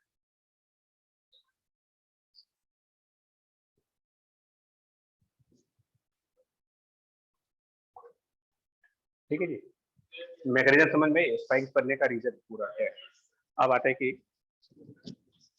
क्या हम उन वेवलेंथ को कैलकुलेट कर सकते हैं जहां पर स्पाइक बन रहा है, जिन वेवलेंथ पर वो ग्राफ में स्पाइक बने थे, क्या वो वेवलेंथ कैलकुलेट करी जा सकती है? तो आंसर है कि हाँ करी जा सकती है, ये वेवलेंथ कैलकुलेट की जा सकती है। कैसे? अब फोटोन तो h बाय लैम्डा हो गया, तो उसके लिए मुझे क्या चाहिए, मुझे ये तो पता करना है कि इन दो ऑर्बिट्स के एनर्जी में क्या डिफरेंस है। ये बताइए, vacancy of electron in k orbit and vacancy of electron in l orbit में ज्यादा अनस्टेबल कॉन्फ़िगरेशन कौन सी है? Electron missing in l orbit, electron missing in k orbit, which one is more unstable? k orbit, k वाला, k वाला।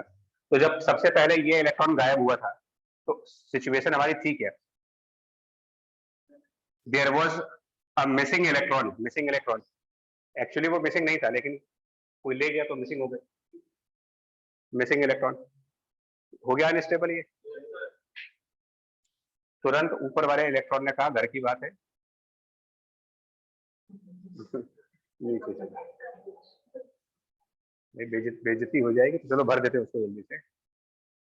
लेकिन जब इन्होंने इसको फिल किया तो यहाँ पर मिसिंग हो गए, ये फिल हो गया, ये मिसिंग हो गया। तो पहले ज्यादा एनर्जी थी या अब ज्यादा एनर्जी? पहले ज्यादा अनस्टेबल थे ना, पहले यहाँ पर मिसिंग इलेक्ट्रॉन था तो वो ज्यादा अनस्टेबल था, और जितनी ज्यादा अनस्टेबल मतलब एनर्जी उतनी ज्यादा नहीं होगी, chemistry rule, more energy more instability. तो most unstable configuration is vacancy in k।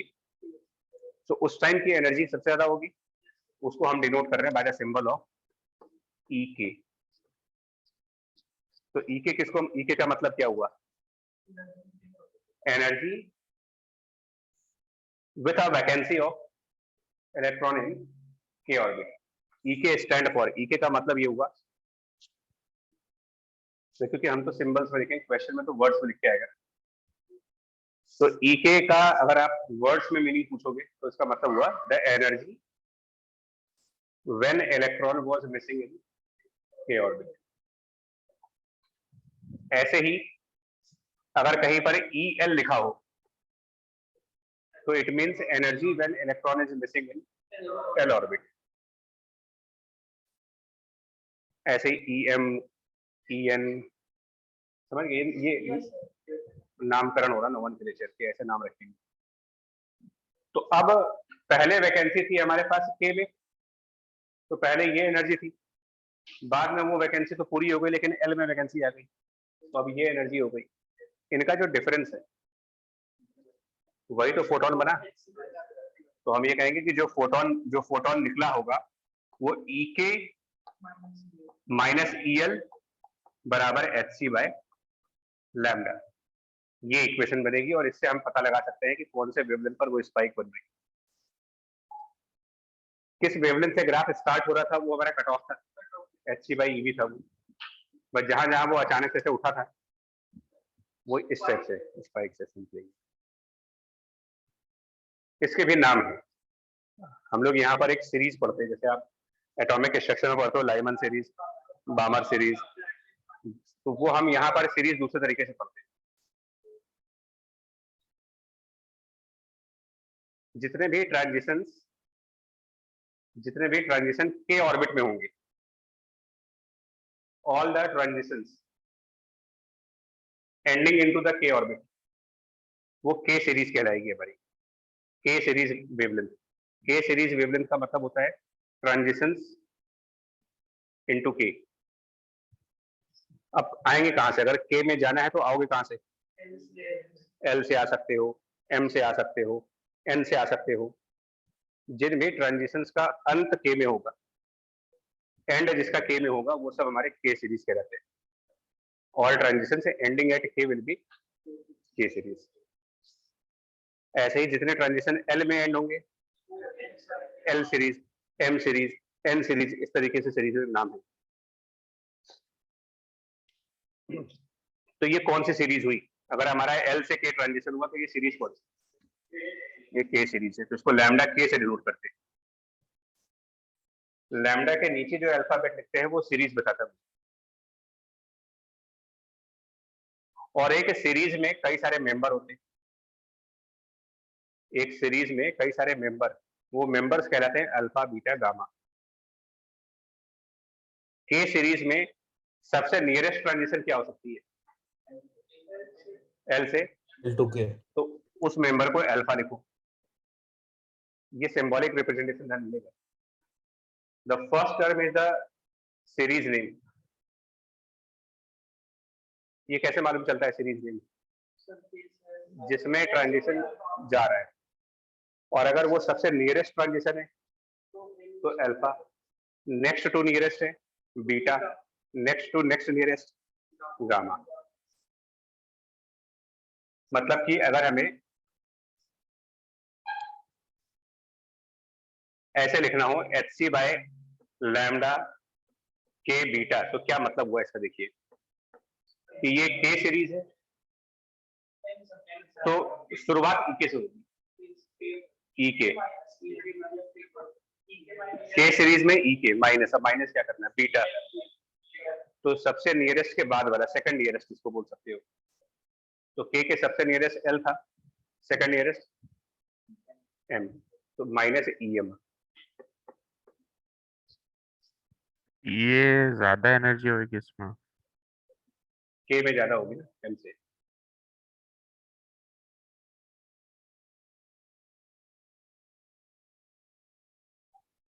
अगर लिखा हो HC upon lambda L alpha, ना एल सीरीज है, M से L में ट्रांजिशन। तो पहले EL जो सीरीज है वो पहले लिख लो आप, माइनस अगर एल अल्फा है तो एल के जस्ट बाद वाला एम, बीटा है तो एक छोड़ दो आप, मतलब एन होता, गामा है तो एक और छोड़ देंगे, फिर डेल्टा आता है, अल्फा बीटा गामा डेल्टा, ये सीरीज चलती है। अल्फा बीटा गामा डेल्टा, और आगे पता नहीं क्या क्या सिंबल्स हैं। अरे अजीब से सिंबल्स हैं यार इसमें, तो इसके लिए क्वेश्चंस आसान होते हैं क्योंकि इसमें करना कुछ नहीं होता, न्यूमेरिकल में ये सब कुछ प्रोवाइडेड होता है, हमें HC निकालना है। जस्ट फॉर एग्जांपल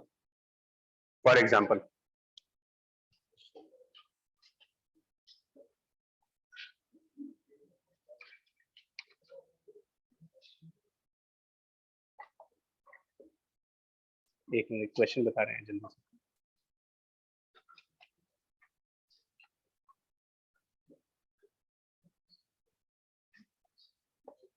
अच्छा, अभी बुक देखते हैं तो एक आइडिया हमको आ रहा है, पहले भी तुम लोगों से डिस्कस किया है कि हमें इस बुक में कोई टॉपिक सर्च करना है तो हम क्या करें? पन्ने ऐसे पलटे, या बुक के पीछे एक ना एक लिस्ट बनी होती है ऐसे, जितनी भी अच्छी इंडेक्स करके होता है, वहां पर सब टॉपिक लिखे होते हैं और उनके आगे लिखा होता है पेज नंबर। मतलब मेरे को एक्सरे ढूंढना है इसमें, तो मैं क्या करूंगा, इसमें इंडेक्स में जाऊंगा, बुक की इंडेक्स में गए और वहां पर जहां भी एक्सरे लिखा होगा वहां देख लेंगे, उससे क्या मालूम चल जाएगा मुझे? अच्छा, एक्सरे मिल गया मुझे, तो उसका पेज नंबर दिख गया मुझे, तो हम गए उस बुक में, वो पेज नंबर खोल लिया मैंने 273। फायदा क्या हुआ इससे आपको? ये काम तो पन्ने पलट के भी कर सकते थे ना, टाइम सेव हुआ। क्या अपने नोट्स में ये काम करते हो? क्या अपने नोट्स में करते हो आप ये काम? इतनी कलर्ड स्ट्रिप्स मार्केट में आती हैं बुक स्टोर पे, छोटे पतले पतले वाले स्टिकी लेबल्स, लगा लो। जहां एक्सरे लिखा था वहां लगा लो, जहां डी ब्रोगली लिखा था वहां लगा देते। तो कल को जब पेपर हुआ मान लो और रिवीजन करना है और पेपर में कोई क्वेश्चन गलत हो गया डी ब्रोगली का, तो अब पूरा रजिस्टर थोड़ी देखोगे जा करके। घर आए, डी ब्रोगली वाली स्टिक को खोला, वहां पर कंसेप्ट पढ़ा, सॉल्व हो गया। या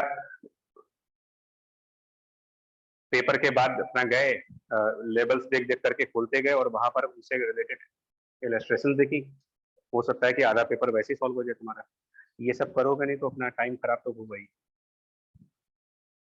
दो काम बहुत जरूरी है, शॉर्ट नोट्स और ये जो बता रहे हैं।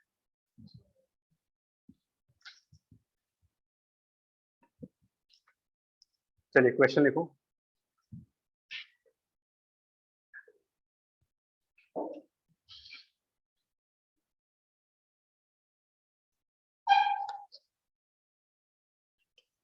For a specific metal,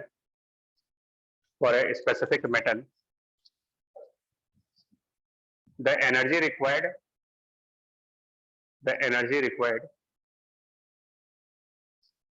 to remove an electron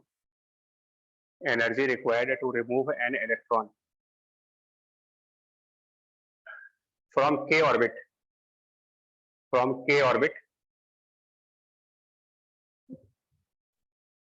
is 70 kilo electron volt. 70 kilo electron volt, and the energy required to remove an electron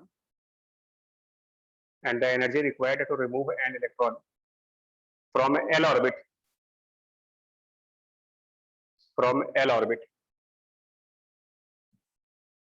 is 50 kilo electron volt. Find the wavelength of k alpha. Find the wavelength of k alpha X-ray. Find the wavelength of k alpha X-ray.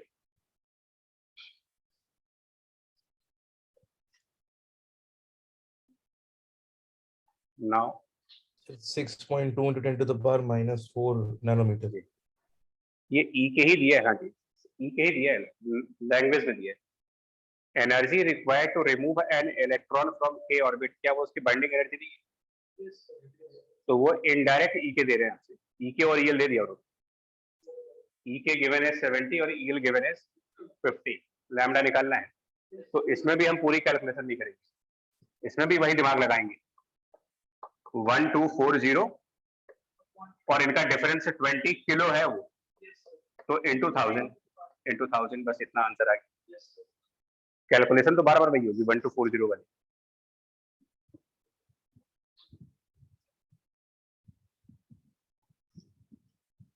यहाँ तक ठीक हुआ?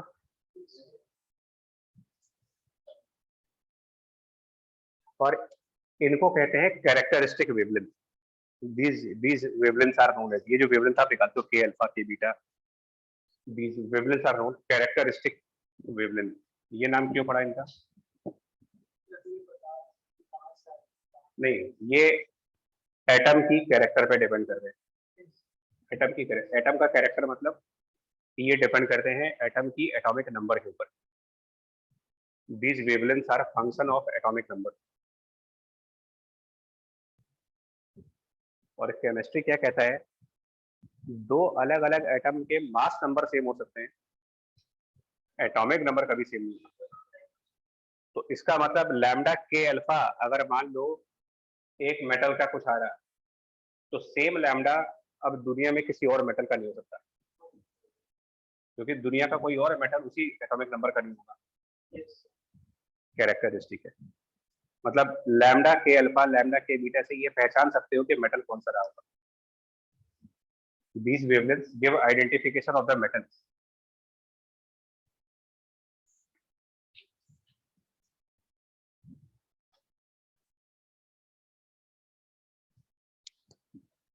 और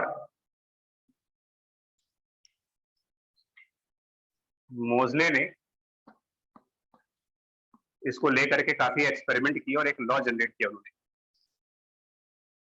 उन्होंने क्या किया, target को बार बार change करते गए, टारगेट मेटल को बदलते गए, दुनिया में जितने भी मेटल थे उनको एज अ टारगेट यूज किया और हर एक टारगेट के लिए उन्होंने लैम्डा के अल्फा कैलकुलेट किया और उसके बाद उन्होंने एक ग्राफ प्लॉट किया between the square root of frequency of K alpha and atomic number. Moseley के वर्क में ये हुआ था कि उन्होंने के अल्फा अलग अलग एटम्स के यूज किए, उनकी फ्रीक्वेंसी निकाली, उनका स्क्वायर रूट निकाला और एक ग्राफ प्लॉट किया और उनको ये ग्राफ एक स्ट्रेट लाइन ग्राफ दिखा, उनको ये ग्राफ स्ट्रेट लाइन दिखा। केमिस्ट्री में भी बताया गया था, चेंज ऑफ पीरियोडिक टेबल हुआ था यहाँ पर, मास नंबर से बदल के सब कुछ एटॉमिक नंबर पे कर दिया गया। तो वो यही है ना, क्योंकि यही वो साबित करना चाह रहे थे कि एटॉमिक नंबर कैरेक्टर होता है, मास नंबर कैरेक्टर नहीं होता। दो लोगों के मास नंबर सेम हो सकते हैं, जैसे हमारे फिंगरप्रिंट्स, दो लोगों की शक्ल बराबर एक जैसी हो सकती है, ट्विंस है तो सब कुछ आइडेंटिकल हो सकता है, बट फिंगरप्रिंट्स आइडेंटिकल नहीं हो सकते, वो कैरेक्टरिस्टिक प्रॉपर्टी है।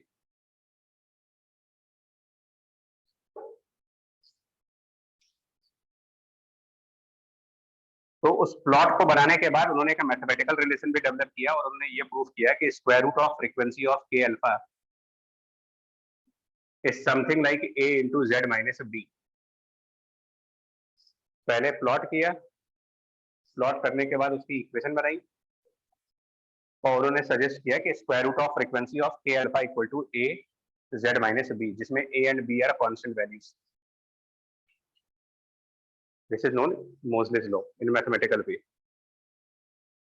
बट मोजले को मालूम नहीं था कि a और b कितने होंगे, मतलब उनको ग्राफ से इतना आइडिया लग गया था कि ये एक स्ट्रेट लाइन इक्वेशन आएगी, बट उनको ये आइडिया नहीं था कि a और b क्या है। ये रिसर्च किसी और ने करी और उन्होंने a और b को निकालने के लिए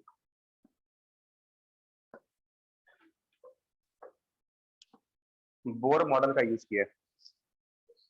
बोर मॉडल में अगर इलेक्ट्रॉन जब ट्रांजिशन करता है तो उसका लैम्डा निकालने का फॉर्मूला है r(z)² और 1/n1 square minus 1/n2 square. ये बोर मॉडल का फॉर्मूला है, but Bohr model single electron atom के लिए।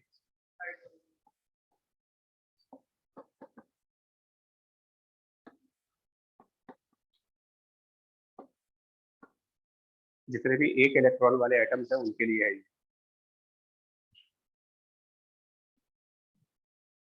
Hydrogen, helium plus, lithium plus plus, +2 वाले जो आयंस, इसमें एक इकलौता इलेक्ट्रॉन होता है, उनके लिए होता है। मोस्टली जिन मेटल्स पे काम कर रहे थे वो बहुत सारे इलेक्ट्रॉन वाले हैं, वो सिंगल इलेक्ट्रॉन वाले नहीं थे।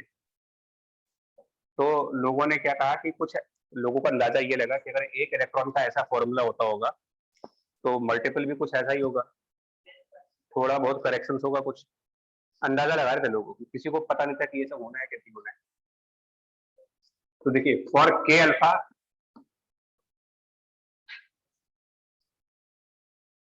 आइडिया क्या दिया लोगों ने, मतलब जुगाड़ क्या लगाया।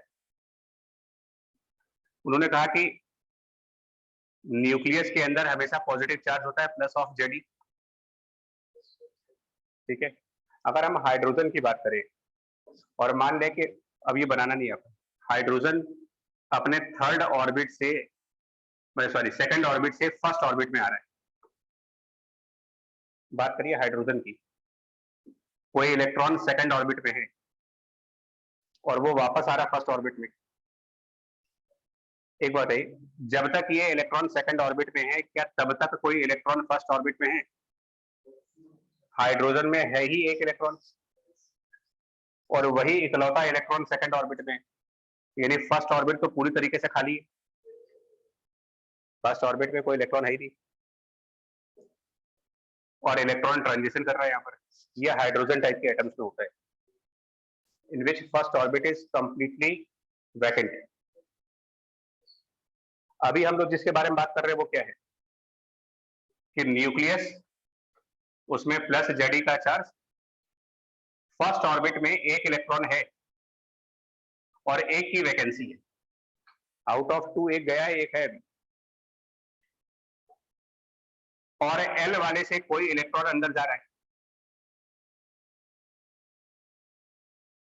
तो डिफरेंस जरा नोटिस करो, हाइड्रोजन टाइप की एटम में जब इलेक्ट्रॉन 2 से 1 में जाता है तो न्यूक्लियस के चारों तरफ, यानी कि फर्स्ट ऑर्बिट, उसमें कोई इलेक्ट्रॉन तो है नहीं,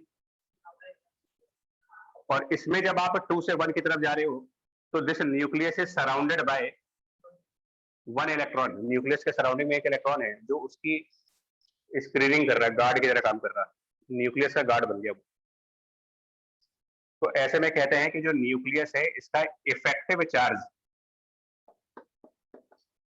प्लस Ze नहीं होगा, क्योंकि प्लस Ze के चारों तरफ एक इलेक्ट्रॉन है, तो इफेक्टिवली चार्ज कम हो जाएगी और effective charge will be plus Ze minus E, positive charge of nucleus and negative charge of electron, और यहां से मिल जाता है ये Z माइनस 1E।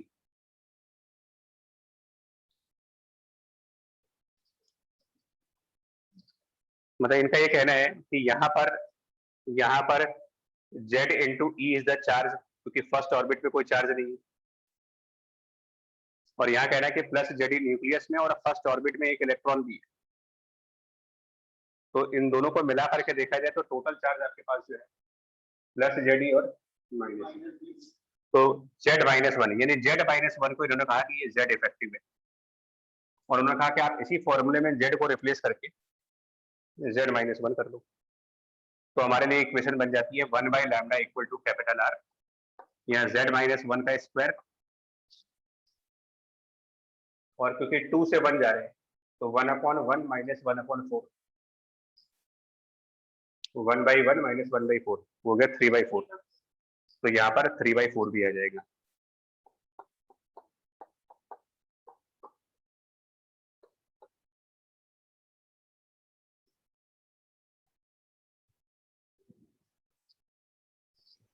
सर एक बार ये 3/4 कैसे है बता दीजिए। इससे आ रहा है ये 1/n1 square will become 1 square, transition अगर 2 और 1 के बीच में हो रहा है तो 1/1 का स्क्वायर माइनस 1/2 का स्क्वायर, ठीक है मतलब 1/1 माइनस 1/4। जी, जल्दी बोलो, ये वो है। और वेव चैप्टर में लैम्डा को लिखा जाता है स्पीड अपॉन फ्रीक्वेंसी, तो ये जो लैम्डा है इसको स्पीड अपॉन फ्रीक्वेंसी लिखो तो इस फॉर्मूले के हिसाब से, तो frequency of k alpha will become 3RC/4, और फिर हम स्क्वायर रूट ले लेंगे, ये बनेगा पूरा। स्क्वायर रूट लेने के बाद मोजले ने रिलेशन को प्रेडिक्ट किया था बाय द ग्राफ, बाकी लोगों ने उस प्रेडिक्टेड रिलेशन को मैथमेटिकली प्रूव कर दिया। अब बताओ ए और बी कितने हैं? ये ए है, ये वैल्यू मोजले के प्रेडिक्टेड वैल्यू का ए है, और ये 1 जो देख रहे हो बी है। These are the values of A and B.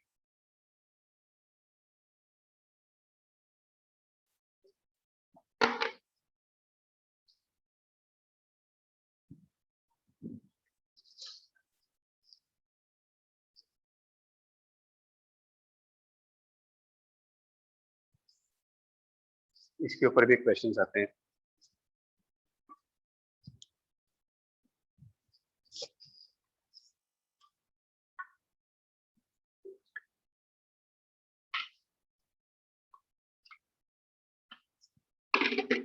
ठीक है जी, चलो जी, बाय।